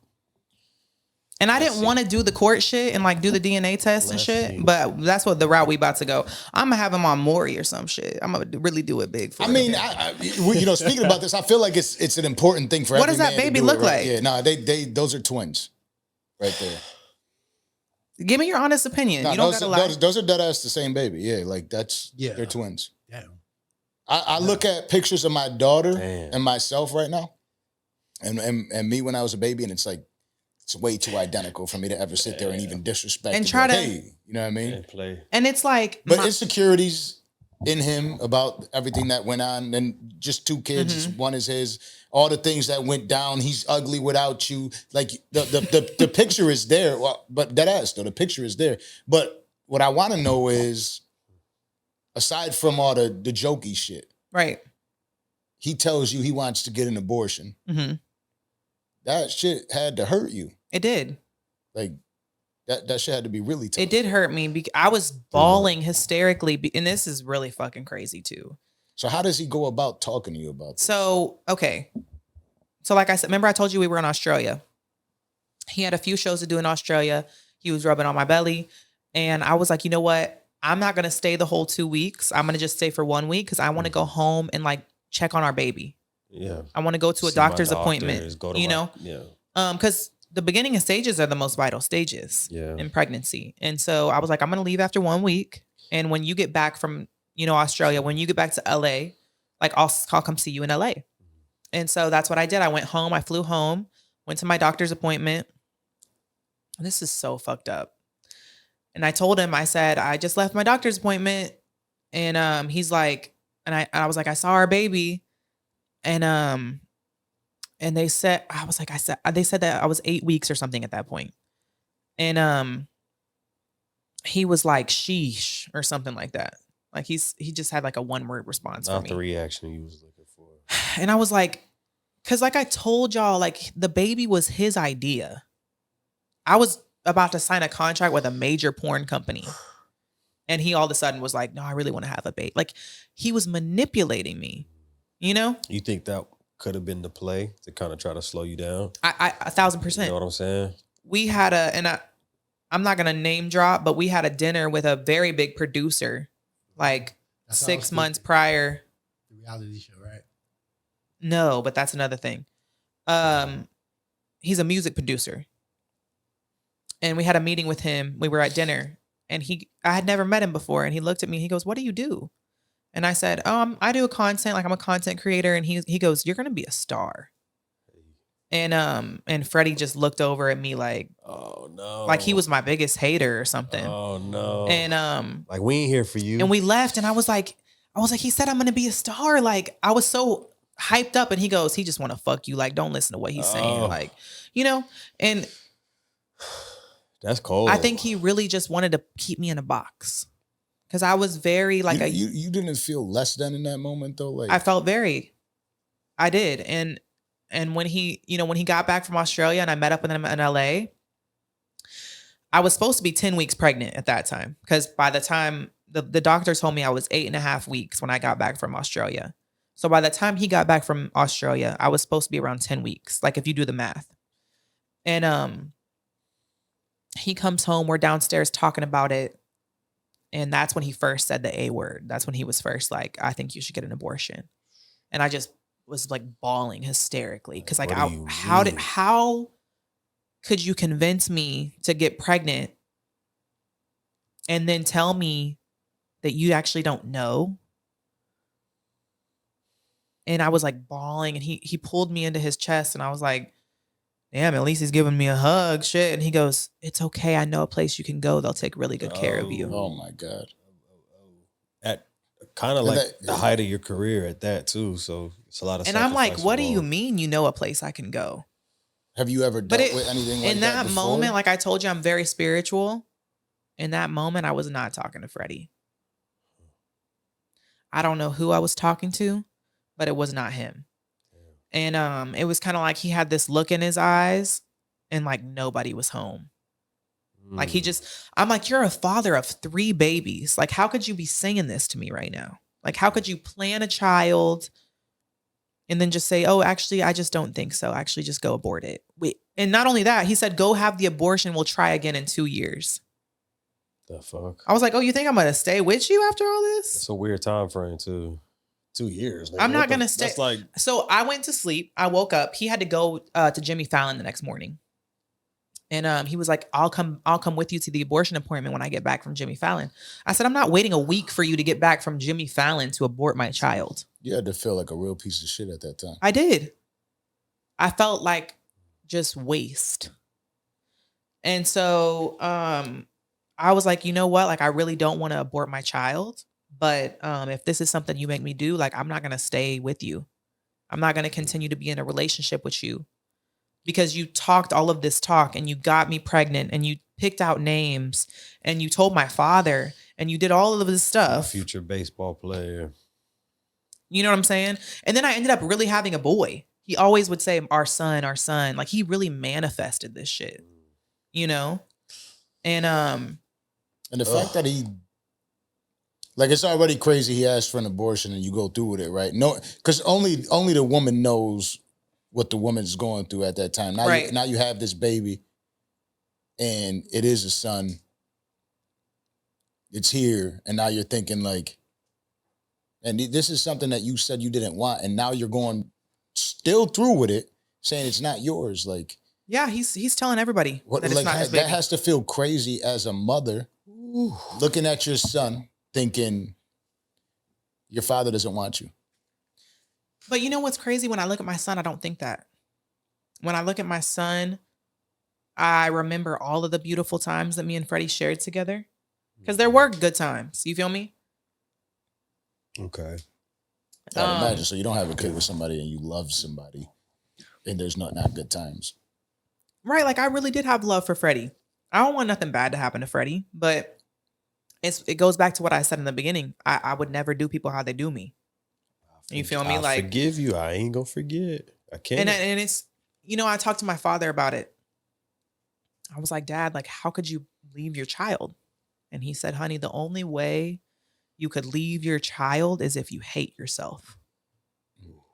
And I really do feel like Freddie hates himself. I really do believe that. And I saw that a lot in our relationship. What people forget to remember is I know him very well. I lived with him, like, was with him for a long time. You know, I know him personally. This rap stuff, I know him behind the scenes. Like, I don't have to lie about anything. Off stage. Yeah. You know, like, I've been with him in his most vulnerable moments. I've seen him, you know, beat up, torn down, like, and I really loved him and cared about him so deeply. And for him, and I was with him, you know, I stood 10 toes when he was getting beat up in Buffalo. And so the moment you get a chance to betray me, you take it. And you betray your son, I don't even think I want you around. Yeah. Like, Freddie did a great job. Like, he gave me a beautiful son. You feel me? He's just not part of my world no more. And that's okay. Yeah. Like, I'm not gonna force someone to take care of their child. You know, people are like, you need to put him on child support and I was never with Freddie for money.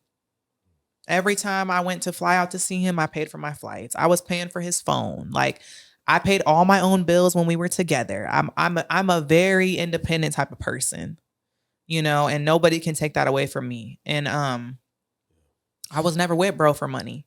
You know, sometimes something that happens as a man, especially if you have pride, ego, and maybe even some self-esteem issues, when you have somebody that's so close to you as you were with him, when they've seen you at your lowest and at your worst, you kind of start to resent them and start to protect yourself from them, because if anybody can hurt you easy, it's that person. Because you've seen me when I was low, when I was drunk off my ass or beat up or whatever. And that's fine, but you brought a human into the world. Hell yeah.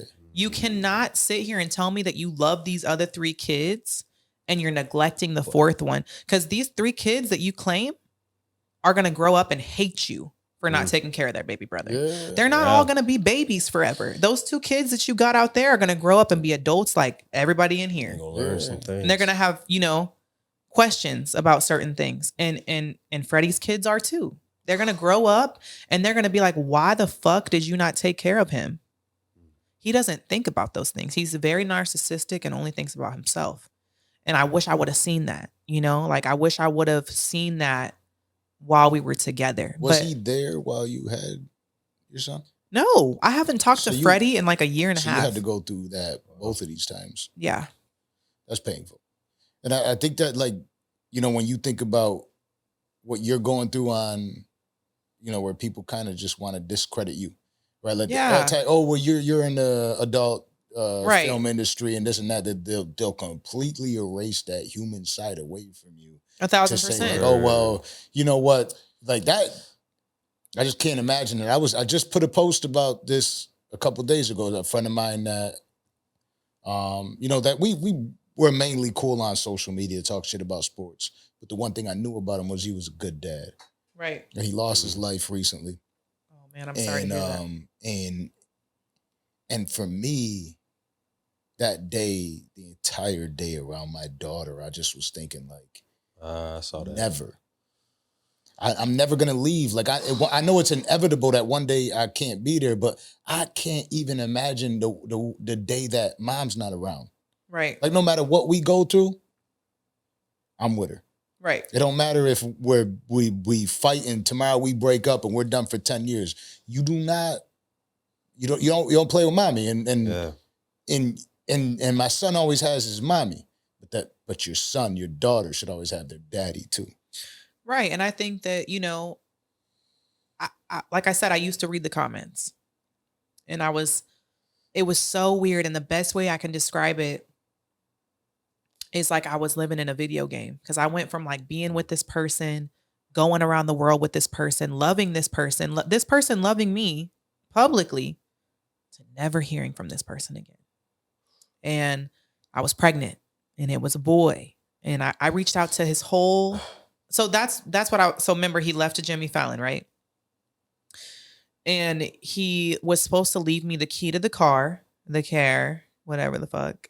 And he was supposed to do that for me. And I realized when he left, I was like, where's the key to the Corvette?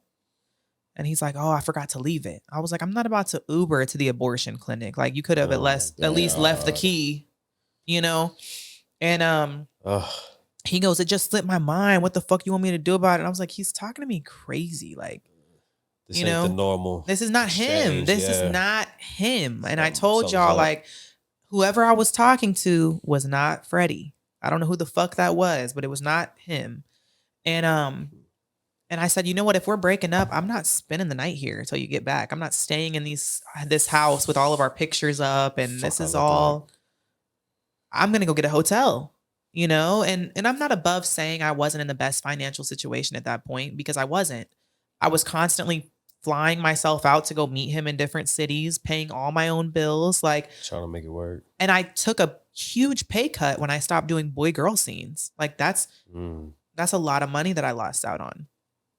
And I remember I had like my last $500 and I just went and got a hotel. Me and my homegirl, she was with me. And I just realized then that like he wasn't the same person that I So he's loved. not the same person. I don't believe him. I don't believe that. No. That's fucked up. And I say that to say, so when he went to Jimmy Fallon and he pissed me off, he didn't leave the car key, I shut off his phone because I was paying his phone bill. And I know that sounds no, fuck that. Nah, shit got me fucked up. You got me fucked up, bitch. You're gonna have to land and buy a new phone, ho. Yeah. But when I did that, he had to change his phone number. So I couldn't reach out to him. Damn, you kind of fucked yourself on that. No, I didn't though, because I covered all my bases. I texted his mom. I texted his manager. Okay. I texted his assistant. And I told everybody.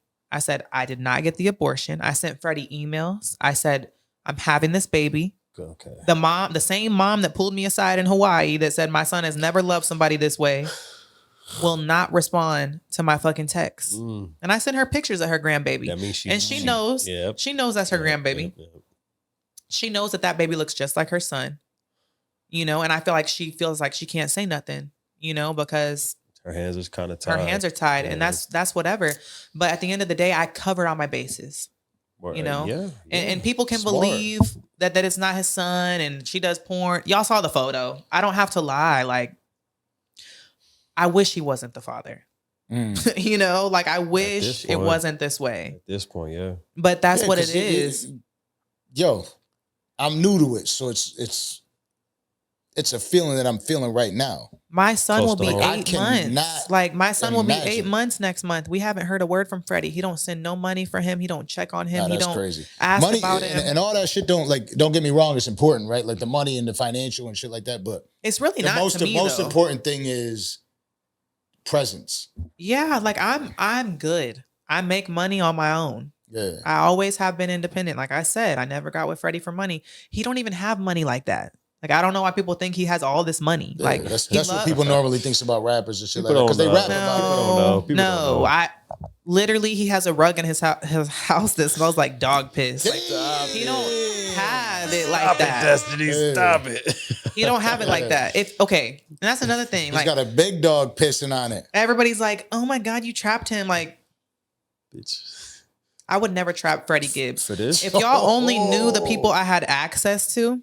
Yeah, he trapped. Like, I won't. He trapped you. I'm not. But it sounded like nothing. that ever since you were piggybacking him around, though. I was piggybacking him. I left a very big rapper on red when I was with Freddie. A very Shout big out, rapper. Yay. She told us before. Now I'm fucking with you. yeah. But I'm just saying, I was like I said, I was loyal. You could do everything right, and you could still get fucked over. Bro, there ain't no rhyme or reason. And so back to the Benny situation, though, like you were asking me, like how did we kind of reconcile? So a fan had DM'd him and asked if Fit Mami could have her chain back. He was like, yeah, she could have it back. And so he then reached out to me. He was like, let's get on a FaceTime call. And so we were talking, and he was like, I'm really sorry about everything that happened. You were never supposed to be involved in any of that, and you can have your chain back. He was like, we can meet up anywhere, anytime, and I'll give you your chain back. And I was like, I'm not going to meet up with you while I'm pregnant because I still feel very unsafe. Smart. You know, but after I have my son, we can meet up and I'll get my jewelry from you. And so that's what I did. He gave me my jewelry. And then everybody was mad at me. Like, oh, you're fucking with the ops. I'm like, this dude left me with a baby. He is my op. Yeah. Like, you don't have to be loyal to somebody who has shown you over and over that they will betray you. They will cut you and watch you bleed out. You know what I'm saying? You this shit earlier. Like, at that point, I don't owe you loyalty anymore. Rules are off, bro. Like, all that shit is dead. Yeah. And at that point, the enemy of my enemy is my friend. You feel me? So me and Benny made up, and the butch is coming. And and people love to say, like, how could you link up with somebody that beat you up? And I'm like, first of all, Benny never touched me. Let's start there. First of all. And secondly, it almost healed a wound for me because I was scared of Benny for a long time after that. Oh, and to kind of have that closure and meet up with him and realize he is just a human and he was never trying to hurt me, and he's actually a really cool dude that just got shots fired at him for no reason, and he had to handle that however he handled that, you know? But that's the homie. He was talking about it, right? Trust more valuable than love. Yeah. You know and it's just like we were able to establish this friendship, and people are so confused. Like, why are your baby daddy don't like him? I'm like, my baby daddy don't like me or his son. They don't got all the details. So why do I? That's what it is. He just hit me. Who? And told me, like, that's the homie. That's, you know what I mean? Like, oh, Benny? Yeah. Yeah. That is. Right. Yeah, I have a lot of respect for him, and I have I feel like that I was never supposed to be there. Right. And the person that put me in that situation was not Benny. Yeah. You know, and it's for a long time I felt very fucked up about it. Like, I would read the comments like, "Oh, you're a porn star. He never wanted to be with you. He was just telling you what you wanted to hear." I'm like, I never wanted to hear anything. Like, I was on the rise of my career. I never said I wanted a baby. He told me he wanted. Yeah, because they look at it and they think that he was the catch. Right, but he wasn't. And I'm like, you're telling me that Erica, Teresa, Raven, and myself, all of his baby mamas, you're telling me we're all fucking crazy? I just felt like a DMX song started. It was Erica, Teresa. Erica. And I was able to, and when I first got with Freddie, like, he was telling me his baby mamas are all crazy, this stuff. Red flag. And I kind of wanted to, like, be that piece for him. You know, like, I'll never have him pay for my stuff. I would pay for the groceries in his house. Like, I really was trying to make his life easier. Of course, that's how it goes. Because I loved him. I cared about him. And you don't want to be what? And then when I met his baby mamas, I met Erica, and she was, like, really nice to me. And I was like, why is he speaking so ill about this woman? Is this the same person that? Like, you made her out to be a villain, and she's totally chill. And then I met his other baby mama. She was totally chill. Like, it's a trend going on here. What's going on? And then, you know, like me and Raven, we didn't really hit it off. She wasn't a fan of me. But like in hindsight, everything she was telling me about bro was true.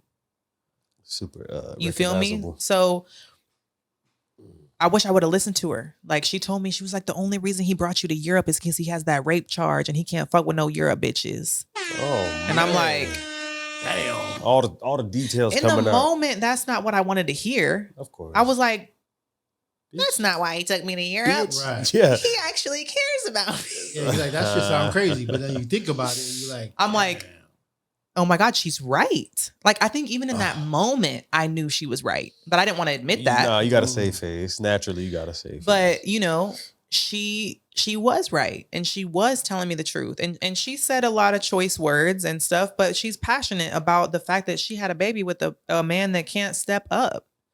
But I didn't realize any of this till after I was already pregnant. Because when I was with him, that's the craziest part. And the babies were at our house, I could show you photos. All the kids in his lap. Everybody like happy, like. Is he still going with the narrative that it's not his? Yes. But isn't that easily proven or disproven? I mean, I can easily get a DNA test done. Like if we had to. I really like, and I know Freddie's going to listen to this podcast. Because he ghost tagged me in an Instagram story like 2 weeks ago. Like he tagged me, but he made my at name so little that nobody knew he mentioned me, but he wanted me to see what he said. And I'm like, literally the only words I could muster up was, I'm not about to go back and forth with you. And then he blocked me. Funny games. But my thing is like, let me ask you, because you're a grown man. Okay. If I'm pinning a baby on you and you know the baby's not yours. Prove it. What's the first thing you're going to do? Let's prove it. Let's get it out. Why have you not shut me up? If it's not your baby, why have you not shut me up? Because you know it's your baby.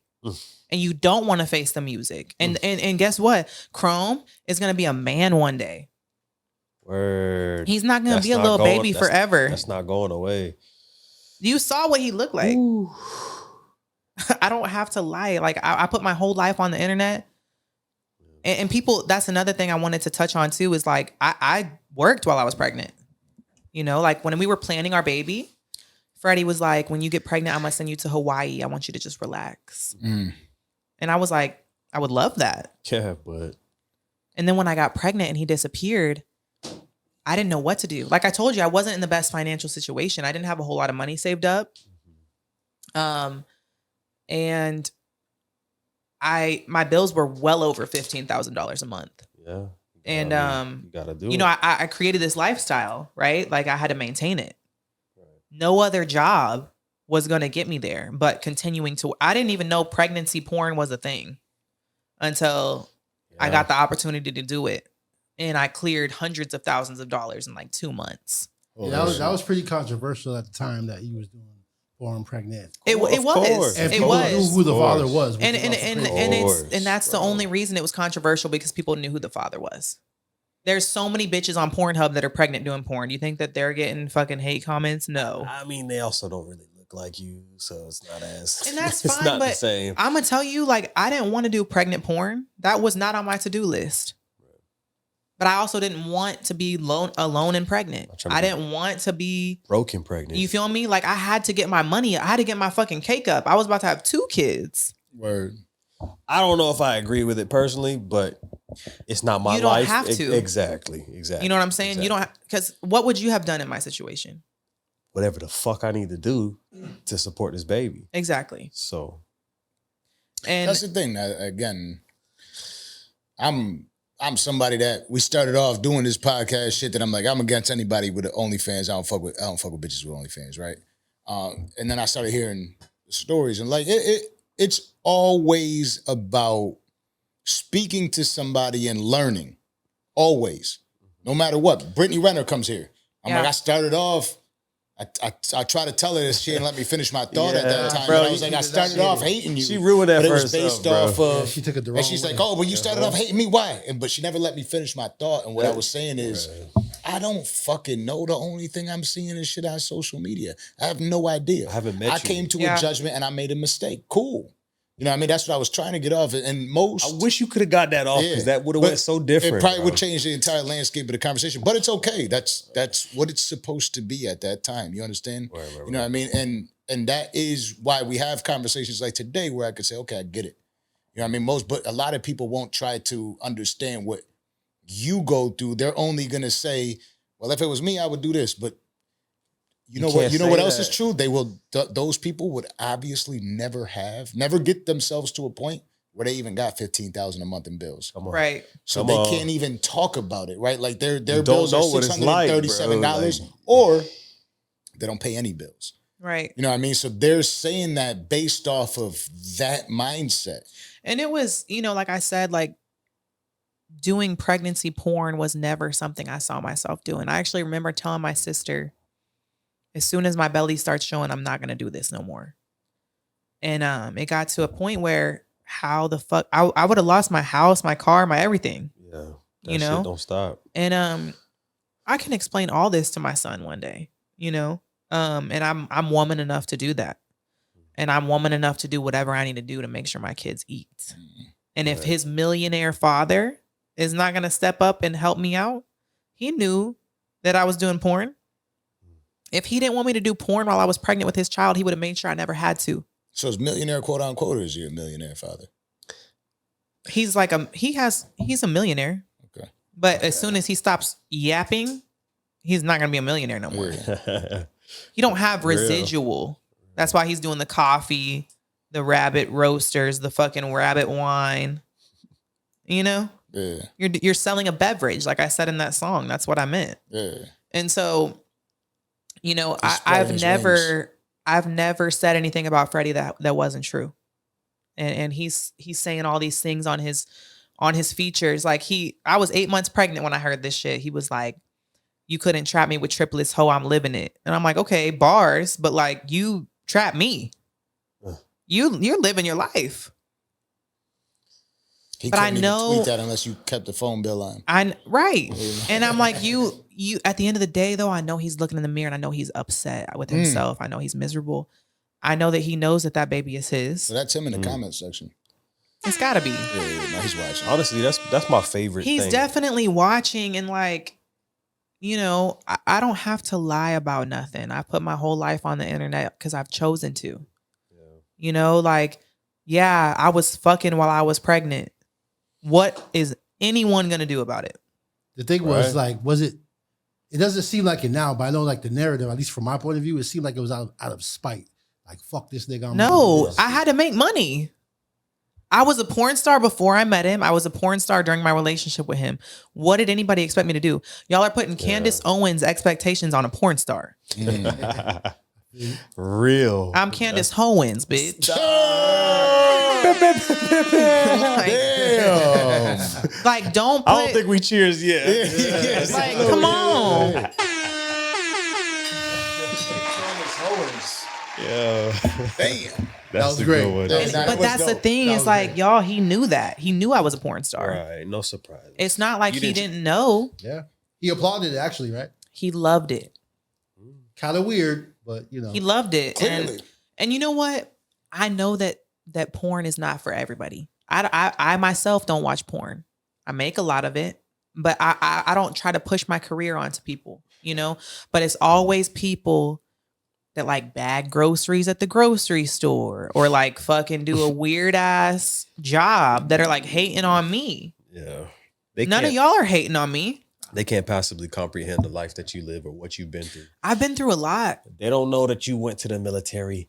Like 17 years old. They don't know. I've really been through a lot, and broke her face open. And like I say, #1. Like I say to everybody, is like we're all living the human experience, and I really feel like we're all just walking each other home. And I don't feel like I sit high enough to judge anybody, But Freddie, like each other home. That's fire. That's a bar, right? That's a bar. You really could be there for your son.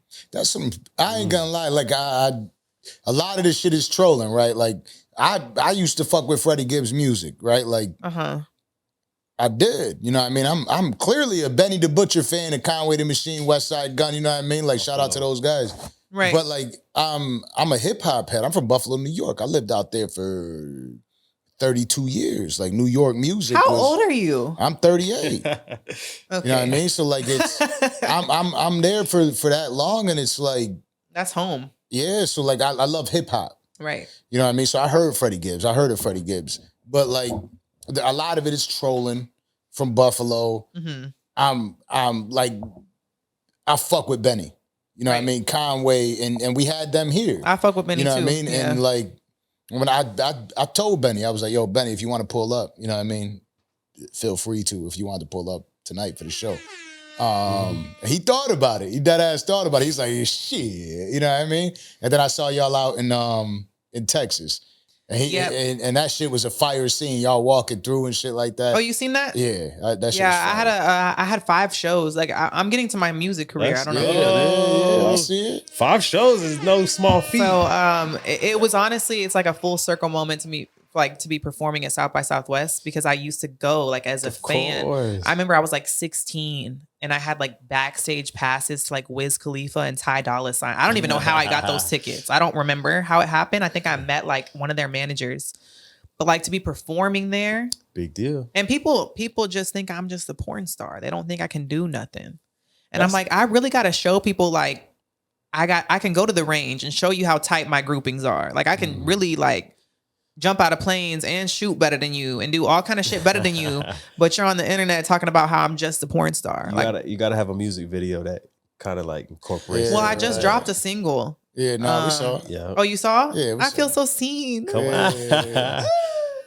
But hold on, because you had a lot of hair in that video. So I had a wig on. Yeah, I had a wig on. Clearly. But was that just to reach more people, or what was? No. So I felt like I was playing a teacher in the video. And I just felt like that was more of a teacher look. Okay. I wake up every day and shave my hair off. I can grow hair. Yeah. I just want my shit to be like a bowling ball. Like stop. I saw you go live. I'm not trying to be funny. Somebody said, "Give me a bald head slap for the one time," and you fucking did it. The way he just said that was so sincere. I didn't think she was gonna do it. Fucking did it. Because all right, when people go live, like obviously now we're here in person, but it's different. Like you see people on live, people aren't live. Okay, this Snoop Dogg is live right now. It might be for 5 seconds. Let me tune in. Okay, now you see Snoop Dogg reading the comments. Fuck nigga, hit that blunt. All right, fuck nigga. I seen somebody say, tap the bald head for me one time. She said, what? I was like, bro, that's when I first peeped. Like, okay, she got. You know what's so humor. crazy is like oh my God, I was class clown 3 years in a row. Well, the Pitbull thing also said what does Pitbull got to do with class? I'm gonna pull up a fucking picture right now. Okay, his bald head. Pitbull. Is that go to her is that what's going on? The bald head. He said this. A wise man once said. Look, can't even get it out. God damn. No, he said. Time is not a waste of life, and life is not a waste of time. So let's stop wasting time, get wasted, and have the time of our lives. That's Pitbull. She lives by the I don't bar. listen to Pitbull, but she lives by knows. the bar. No, that's a toast he did. That's like a Yes. It went viral actually. But it's so true. But like I always tell people, I have never pulled more hoes than when I shaved all my hair off. Like they love this shit. Like men or like Men. Yeah, nah, it's a look. They love it. Like, When and did first of all, I when love did you it. Start the tats on the head because that's different. The tattoos, honestly, I shaved my head, and then I was like, I gotta decorate this shit because I got tattoos everywhere else. You know, I kind of looked like an egghead at first. Like I was like, I gotta put something on there. You know, just please take a moment. What is that? And That's me. And witness the greatness. I was Pitbull for Halloween. And you killed it. No, you gotta I know, but time out. When you had the phone like this, I thought it was Pitbull. I'm like, I did so good. I look just like him. Snap. Now swipe over. Yeah, right. No. So I'm looking at this before the interview, and then she's going live before the flight to get here. She really went for it. Because before we meet. You motherfucking researcher. I ain't know this shit about due diligence, bro. You gonna be on the show. I love that. I love that you research me. You got to. And then so show us the OnlyFans account subscription. Hold on. Yeah, okay. Dale. Oh, that's fucking dope. Hey, you killed that. Are they? Yeah. You got it? Yeah. A1. Somebody just text you. Well, what's your Instagram? Tell everybody your Instagram. My Instagram is at the Fit Mommy. No. So why you're saying that? The Fit Mommy. Mm-hmm. I don't want to get past. My girl's big into fitness, right? Like I could tell she looks amazing. She's a beast. Yeah. I was just telling my boy this. I was telling Brad this. I'm like, yo, when you talk about like that gym life, I'm a beast. Like, but I definitely chilled out a little bit because of the kids, right? Like, I'm one of those kids that daddy wasn't around. You know what I mean? So like, okay. I'm right up in the game. You know what I mean? Right. Like, you gonna see me. Yeah. You know what I mean? My son's gonna see me every single mother. Oh, I ain't going to the gym. You don't want me to go to the gym? I ain't going to the gym. I love that. And my daughter the same way. Like I'm getting back into it. I'm like, let me not get too fucked up out here and be too lazy. The comment section was she's a monster in the gym. Like, yeah, I can tell. She works out for 3 hours straight, 5 days a week minimum. Wow. And like, it's actually 3 hours in the gym. Like, oh, she can't be in the gym for nah. I'm telling you, like, I had to stop going to the fucking gym with her. Where I'm like, this is too much. Like when she's like, well, I just got 2 more sets left. Those 2 more sets is 45 minutes. You know what I mean? It's but 17 you know what? things. Like, I respect the fuck out of that because it's like so refreshing to see a bitch in Miami without a fucking BBL. That is. Even I'll never forget. I got a couples massage for us, right? And the Philippine lady was like, oh. No BBL? She's like, yeah, no, but she's a beast. So good. She's like, no BBL? Congratulations. Yeah. It's a feat. And I'm not hating on bitches with a BBL. Like, let's start there. But I love someone who puts that work in. Yeah. You know? So you were in that scene because she takes that shit seriously. Like, yeah. Like I told her like 2 hour limit. Baby, like at the gym, 2 hour limit. Like we got kids, you know what I mean? Like 2 hour limit. She's like, you met me like this. Right. I need that gym. Like that's my clarity. And so like she's got her 3 hours at the gym. Because you know how many people meet their partner and let themselves go? Facts. Like I would be encouraging her to keep doing that shit. Yeah. Because bitches be getting comfy. Facts. You feel me? Men and women. Yeah. Men and women, yeah. I think about it, you seen her, right? That's the first thing I seen when 10 weeks ago. And you know what I mean? she was like, she had that baby. Yeah, she looks great. Yeah. That's crazy. So like you when you're Fit Mommy, right? Yeah. Nah, don't do this. No. Well, I say it loosely now because I don't do bodybuilding no more. No. So I'm like talking about that though. Okay. You're in that scene, you give it all up to be a mother. Right? Like in a sense, you're competing. When you say you're competing, I know firsthand that competing is not like regular shit. Right. You're I was doing sacrificing your every day. I was doing it with my husband at the time. So remember I told you I was working at Olive Garden. Freddie won. Fred won. Yeah. Fred Fox. F1. Fred Fox. Fred Fox. Oh, okay, cool. Now we know where the Fox comes from. Yep. So so I was working at Olive Garden. I had just left the military. I was doing double shifts there. And I was prepping for a bodybuilding show. So I wasn't able to eat the breadsticks and all that shit. But I would wake up at like 4 a.m., go do cardio, go to esthetician school from like 8 to 12, then go to Olive Garden from like 1 to 6, and then stay from like 6 to 10. Wake up and do cardio at 4 a.m. It was a lifestyle, you know, and I was little. I was like this big around. When you say like, the competition you were doing is exactly for what? I was in the bikini category. I was in the bikini category. So you're not like, it's not bodybuilding. It's not like strong woman. No. I mean, it was still, it's a category in bodybuilding, but it's more of like, aesthetics. Like you can keep the titties type shit, right? Yeah. I mean, y'all could see pictures and shit, but it was something that I was so dedicated to at that time. And I was, you know, a mom. So that's where the Fit Mommy came from. Yeah. Yeah. But I'm about to change that. So if your wife wants that username, she can have it. Listen, she is anybody and everybody I know that has been through some shit, if you are lucky enough to find your way to a weight room, there's no better way to get through it. No better way to work through your own demons, battle your demons, throw that headset on. It really is a therapy. I'm talking a personal journey. You don't necessarily need nobody to be there. I know people talk about, I just want somebody to keep me accountable. Right. Somebody to spot me. Fuck all that, bro. You get you a 24-hour fitness membership. If you ever been to the gym at 1 a.m., it's nothing but niggas chasing they fucking demons out. That's true. I'm telling you, and working on themselves, bro. It's like people talk about depression. Get you a fucking gym membership. Invest in yourself. Fix your fucking body. Fix your fucking life up. Get your mental health in order. I don't care what you've been through. A majority of the folks I know that have been through some shit, if they find their way to a gym, man. Yeah, or at least the chemicals that make you feel it does better, wonders, bro. That physical aggression, just releasing everything. You're good to go. You're more peaceful. You're more likable. You're more patient. Right. Everything. And it's discipline too, you know? And discipline. Like, I think that my military bearing has what's been kind of kept me calm this whole time. A lot of people could say that I've kind of handled it in a different way, but I think I've handled this Freddie situation with a lot of grace. Yeah. Shit. I've cracked my jokes here and there, but yeah, that's what I was thinking. I mean, you're able to laugh at it, which shows like some sort of like. I see you holding back pain though. Like I 100% pay attention to humans first and foremost. yeah. There's a reason why I'm able to do what I do podcasting. Like I see you like holding back tears, holding back pain. That's that military shit in you. And it's the upbringing. Yeah. when you go to the military, like that, you can't show emotion no more. And I feel like I'm still kind of like that. Like I don't really cry. I don't really. Is that harmful though?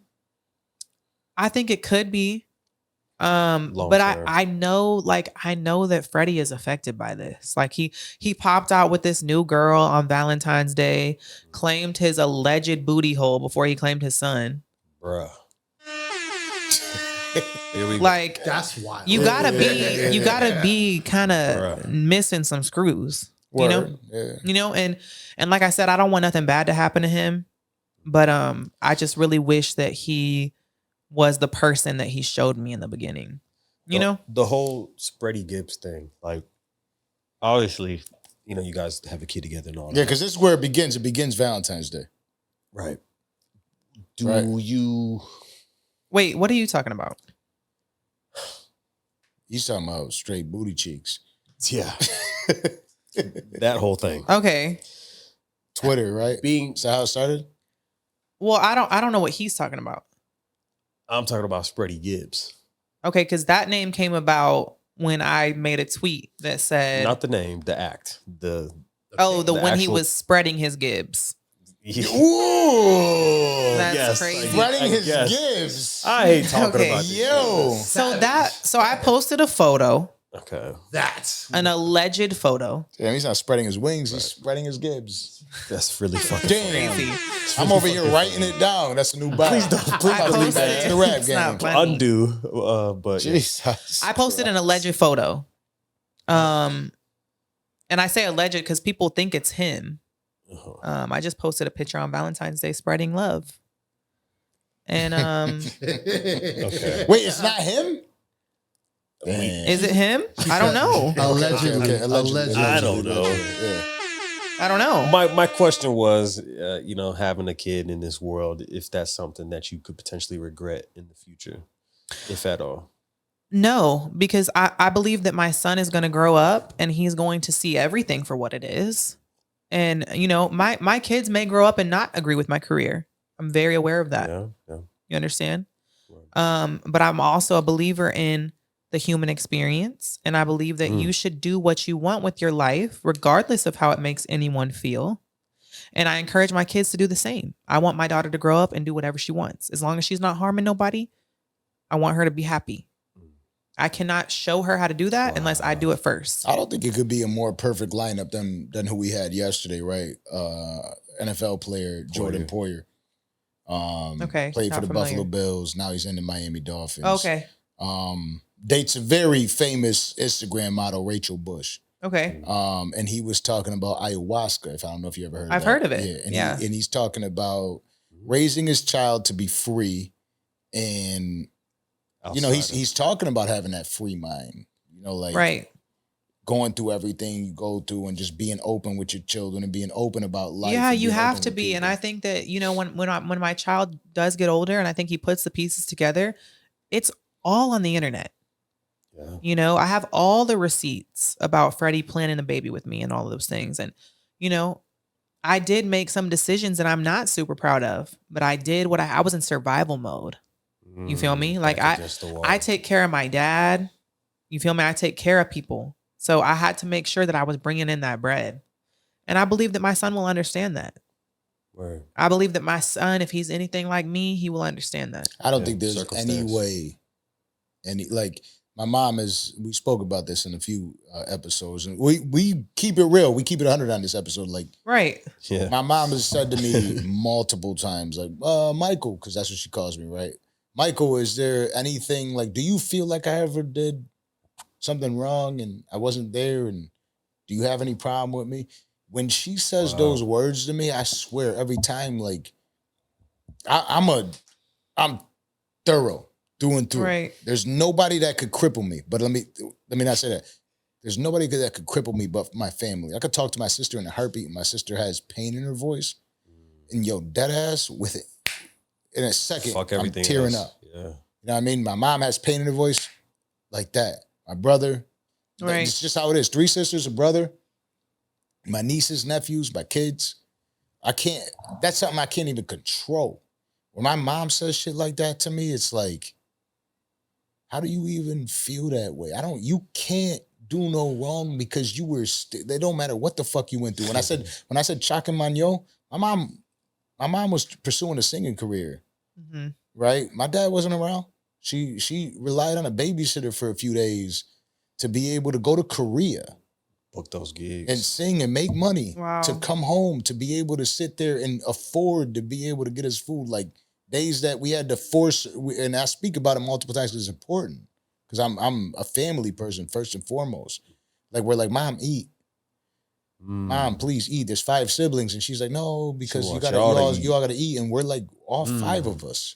And that's the thing is like. But before we go past it, is what I'm saying is, as children, we know what mommy did for us and what mommy sacrificed. And you might not feel that way now because, you got an 8-month-old, and how old is the other child? She'll be 7 this summer. It's just, she knows. Yeah. She knows. Because this is active. You're doing it every day. And she's like, and mommy's there. Right. You know what I mean? And that shit means something.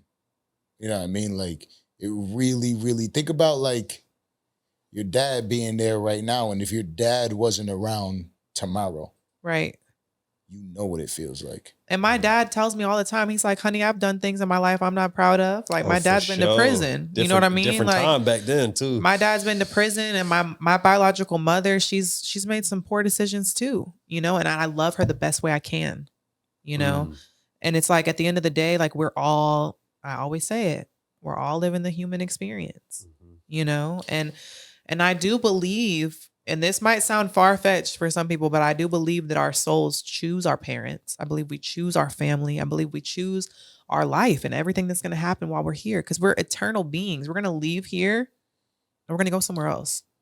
I believe that. And I don't expect everybody to align with my beliefs, but it's just like, it's so much more than this. Absolutely. And I had to realize that, because there were so many times when I was pregnant with mine and Freddie's son where I was like, I don't even want to be here anymore. Like I couldn't believe what had happened. And I say I felt like I was living in a video game, because like I said, I went from knowing this person, thinking I knew this person, to never hearing from this person ever again. I still haven't heard from him. He still hasn't checked on our son. He's got his new girlfriend on Twitter saying, we don't care about that baby. What makes you think we care about that baby? And I'm like, I've never even met you. Like, how are you with somebody? Yeah. How you feel that way about me not knowing me? How are you with somebody that doesn't take care of their baby? The entire time with them was fake. It does feel that way. And I regardless of all the things she said negative to me today, especially about my son and saying nobody cares about him and all of those things, I still don't have nothing bad to say about her. She's under the same spell. Better than me. Exactly. I'm seeing from the outside looking in how he had me under that narcissistic, I don't want to be with you. Yeah, the other baby, it's their fault. It's their fault. Like, I don't blame her for thinking that way about me. And a lot of the times it is actually accurate. And so like they're thinking like, oh, well, You know what I mean? Well, she does this and she does that. Because he could use that as the scapegoat, right? Right, because she's in the adult film industry. How could you trust her? I can't talk about somebody I don't know. And you can run your mouth and she's like, pull up, I'll fight you. I'm like, she don't look like, hold on. Chill out. Y'all see me right now in front of you. Chill out. I held the shit down in fucking Buffalo. Yeah. We don't fuck around in Buffalo, just so you know. You don't want to fight me. Like, you don't want to fight me. Facts. I hope it don't come to that. I don't have to fight you. I don't want your man. I don't care. Like I was telling my one of my writers in my writers camp, I was telling him, I was like, I don't even think about Freddie anymore. Like, he doesn't even cross my mind. I feel like I'm so above that. Do you differentiate that though? Like, he doesn't cross your mind, but your child's father crosses your mind? No, I don't think about him at all. He's just not around. I don't like saying this, but it's like he's dead. The version I knew of him is not alive no more. Same. Yeah. And you know, people are saying like, oh, you're linking with the ops and all that, talking about Benny, and I'm like, he was never my op. I never even knew he was a person. Like, he didn't even, you know. He gave you the chain back, or he got you another chain? He gave me the chain back. Then you had that BSF chain around your neck the other night, and everybody's like, she must be. Everybody's like, Fit Mami, Benny the Butcher, new couple, but married. Talk to him. Yeah. Talk to the people about that so they know, because they kind of got that fucked up. They got that very fucked up.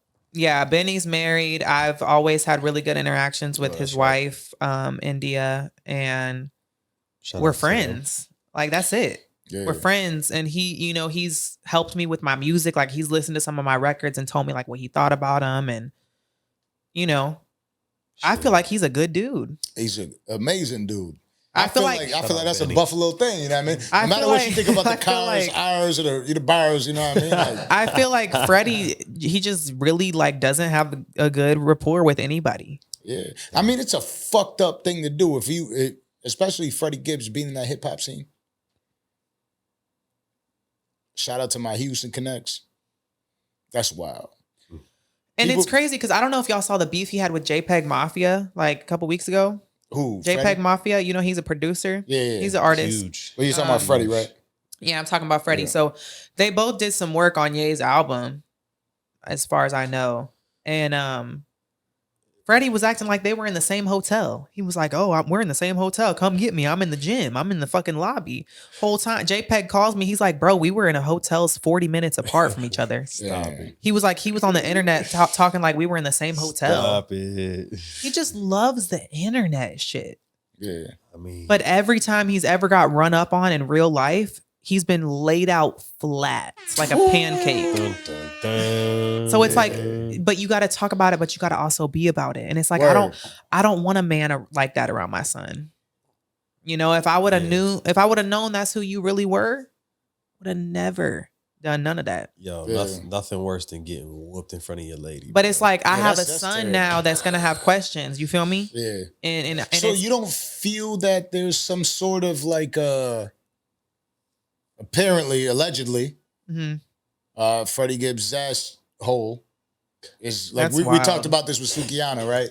Suki, I saw that y'all talked about it. Yeah, because we did talk about it because we were sitting there talking about it. I'm like, yo, you know what I mean? Sometimes the tongue slips. You know what I mean? Like, I'm not against that, but I'm gonna keep it 100. Like, I keep it 100 all the time, right? Like, hey, don't stick anything in my ass, right? Like, that's how I feel. But like, I'm a dirty bastard too with my wifey. You feel me? With wifey, right? Hey. You know what I mean? And I like, don't go too far. Don't do anything crazy. But I'm not gonna say it never happened before. You feel me? You know what I mean? I'm not, but I will say nothing ever got stuck aside, right? But we could say whatever we want about Freddie Gibbs, and we could say whatever we want about Destiny, and we could say whatever we want about Fit Mami, but at the end of the day, there's no like regret for what you feel like your son might see coming up from you, from Freddie. Like, you're prepared for whatever it is. I'm prepared. Yeah. I mean, that's what you got to do. That's how you got to move. That's how you got to be. Like, I any question that my son or my daughter comes to me with, I'm going to have an answer for them.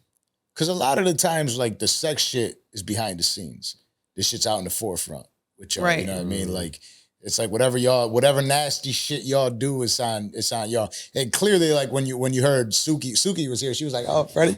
She was like, she looked at the camera and she saw she was on it. She was like, "That's we're all friends." You know what I mean? Yeah. She was like, "I think it was cute to show that he cared." Honestly, the Spreadie alleged Gibbs. photo, Yeah. I never did nothing to that man's booty. Okay. Okay. I no, I'm not that type of bitch. But he's definitely done some questionable things. Sheesh. And and Suki, she's so fucking funny. Bro. Like, Suki's hilarious. I honestly learned that day from Suki. Like, throw this shit. You know what I mean? Like, throw this internet. Yeah. Right. Go in at Run the it. internet because she's Give 'em what they- good at what she does. bruh. And I wasn't gonna lose the opportunity. no, she definitely is. What I love about Suki is she is so her own person, Yeah. and she's gonna put it in your face, and you're gonna like it. Yeah, she's gonna put her coochie in your face. Right, and you're gonna I'm like it. selling Hello. coochie. And you can troll her all you want to, but at the end of the day, she is so authentically herself. You have to respect it. Facts. You And can't- she's- I don't give a fuck, You're not like- gonna win that battle. And then when she asked me to be in her video, I flew out from Texas like next day Of because I course. wanted to be there. She's and, rare, man. And she rare. really made me feel so welcome and so like important. And Word. and Yeah, she didn't she's- have to do none of that. She's super So, nice. Super Yeah. She's so funny, bro. She wasn't ready because a lot of platforms you go on, they try to curtail the fun or the vulgar or whatever. We all Yeah. about She was it. able to be herself. That's good. No, but she wasn't sure at first, so she was like, Right, wait. right. She said, "Oh, y'all are crazy. Me too. Let's Right. go." And then it was on from there. Like you could tell her personality kind of settled in. I love that. She sat back a little bit different. First, sometimes when people they start and Yeah, you And got then at the end of the episode, it's like, oh, we at the crib. Yeah. Okay, y'all Yeah. boys- You got to get a I feel know- for it for yeah. sure. I don't, but that's That's what I love about what we do though, because we're live on air. You know what I mean? It's not like you can't really do the filtered shit. And a lot of people, like somebody like Freddie Gibbs won't work in here. No, You know what I mean? he's outta Because there. your human side's gonna hit and you can't go back on that. You know what I mean? But and Academics that's another started getting thing. on. Like, Freddie is not going to go on no podcast and talk about this shit because he knows that everything I've said is true. If a woman is pinning a baby on you and she's making all this ruckus and it's not your baby, disproving. let's go on Maury. Like, let's really do it for real. He's hurt. He's like, hurt. I was listening to you talk about that, and my thought about it is an actual real life insecurity that a lot of men have. Like this goes back to that men's mental health shit. Mm-hmm. It is an important issue that a lot of people should talk about. Shout out to Brandon Marshall who came up here, former NFL player that really like broke into the scene talking about like what men go through with mental health issues. Like Right. when we And Poyer, by the way. yeah, for sure. And I don't want to like discredit that part for Freddie, but like,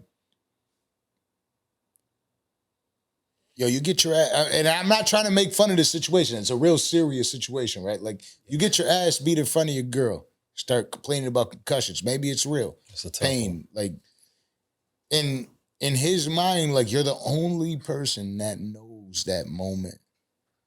Like Yeah. that's personal as he does. You're the only person that he had to go home to and feel that pain with. You're the only person that he could disconnect and say, It never this happened. moment never happened.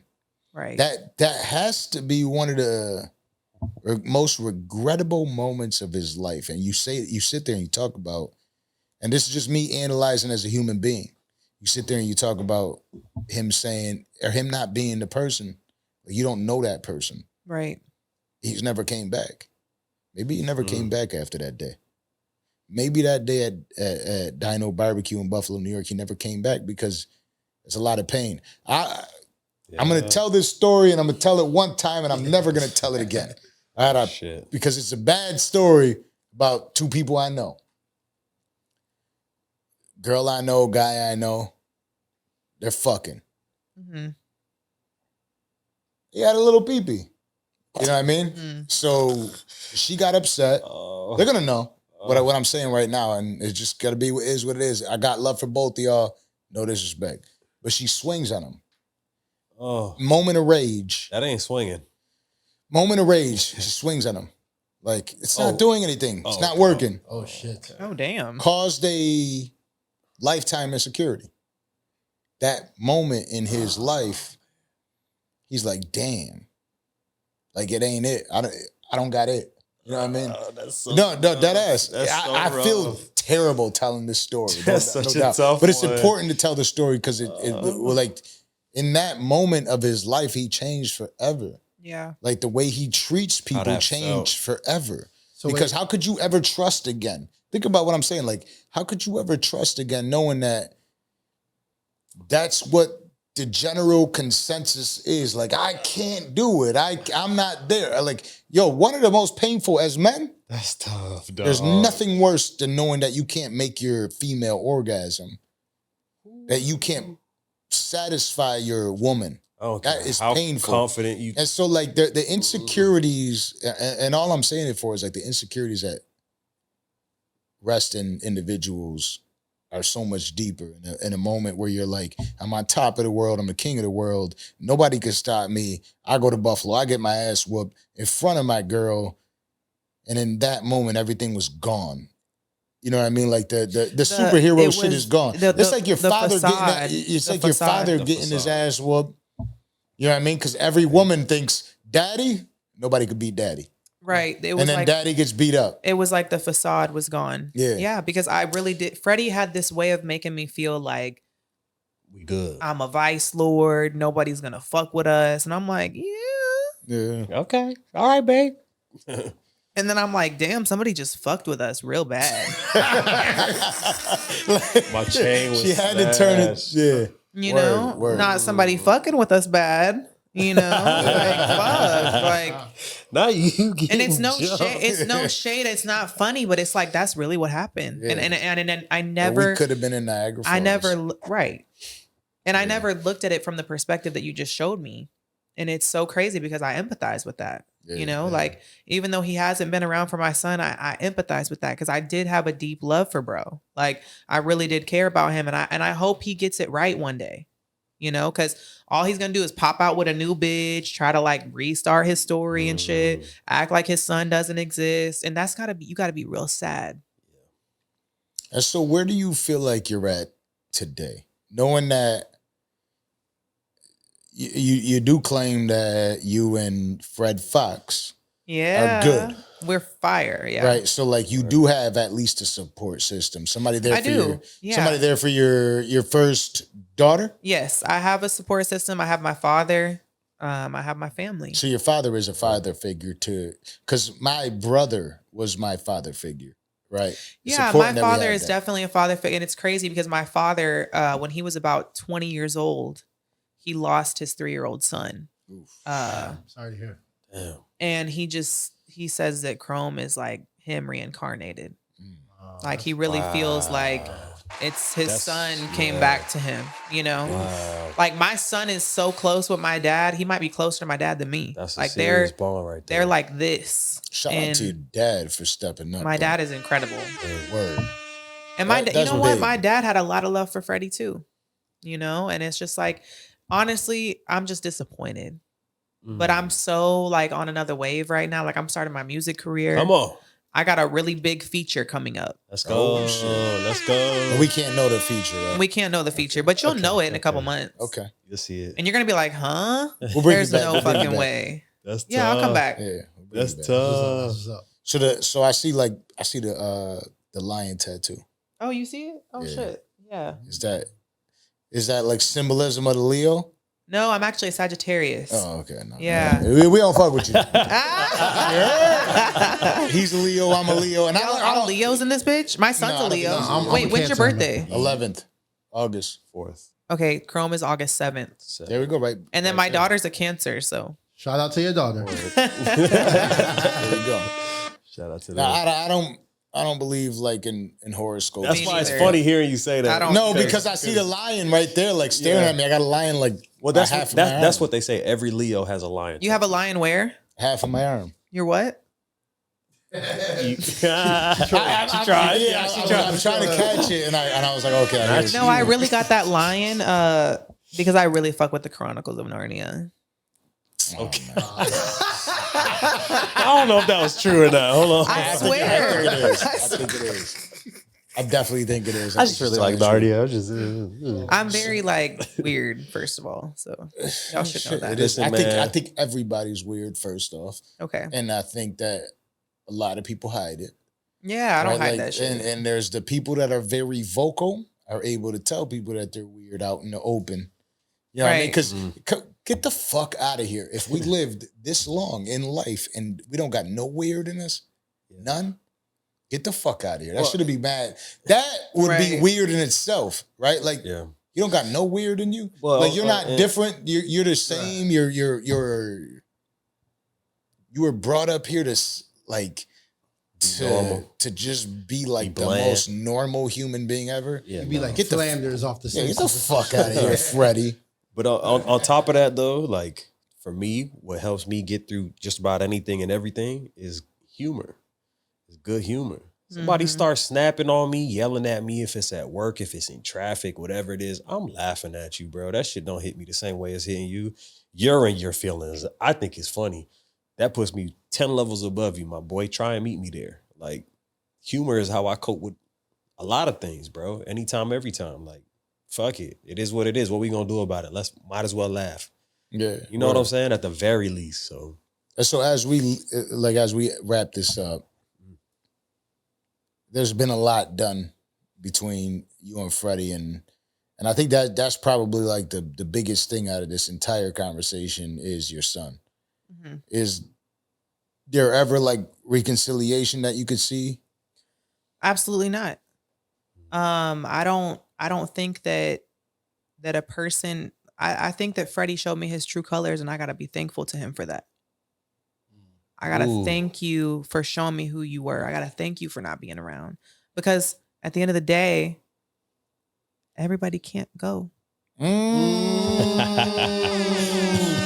And you probably won't make it, bitch. And I had to get to the point. And it's no pun intended, actually very much pun intended. I'm about to say, come on now. Don't maybe a little bit. I had to start looking at it from that point of view. Like, everybody can't go. And Freddie can't go where I'm going. I'm going to go crazy with this music shit. Like, mark my words right now. Let's go. Mark my words right now. The music is going. And all the niggas on the East Coast are fucking with me hard. Like Jim Jones and all them people. So let's go. Run it. I mean, we definitely fuck with you in Buffalo, New York. You know what I'm saying? So like, I'm about to do a show out there. Really? When? I can't tell you. Okay. You know where? But I'll tell you when the time comes. All right. Well, shit. Well, we appreciate you for coming through. Yeah.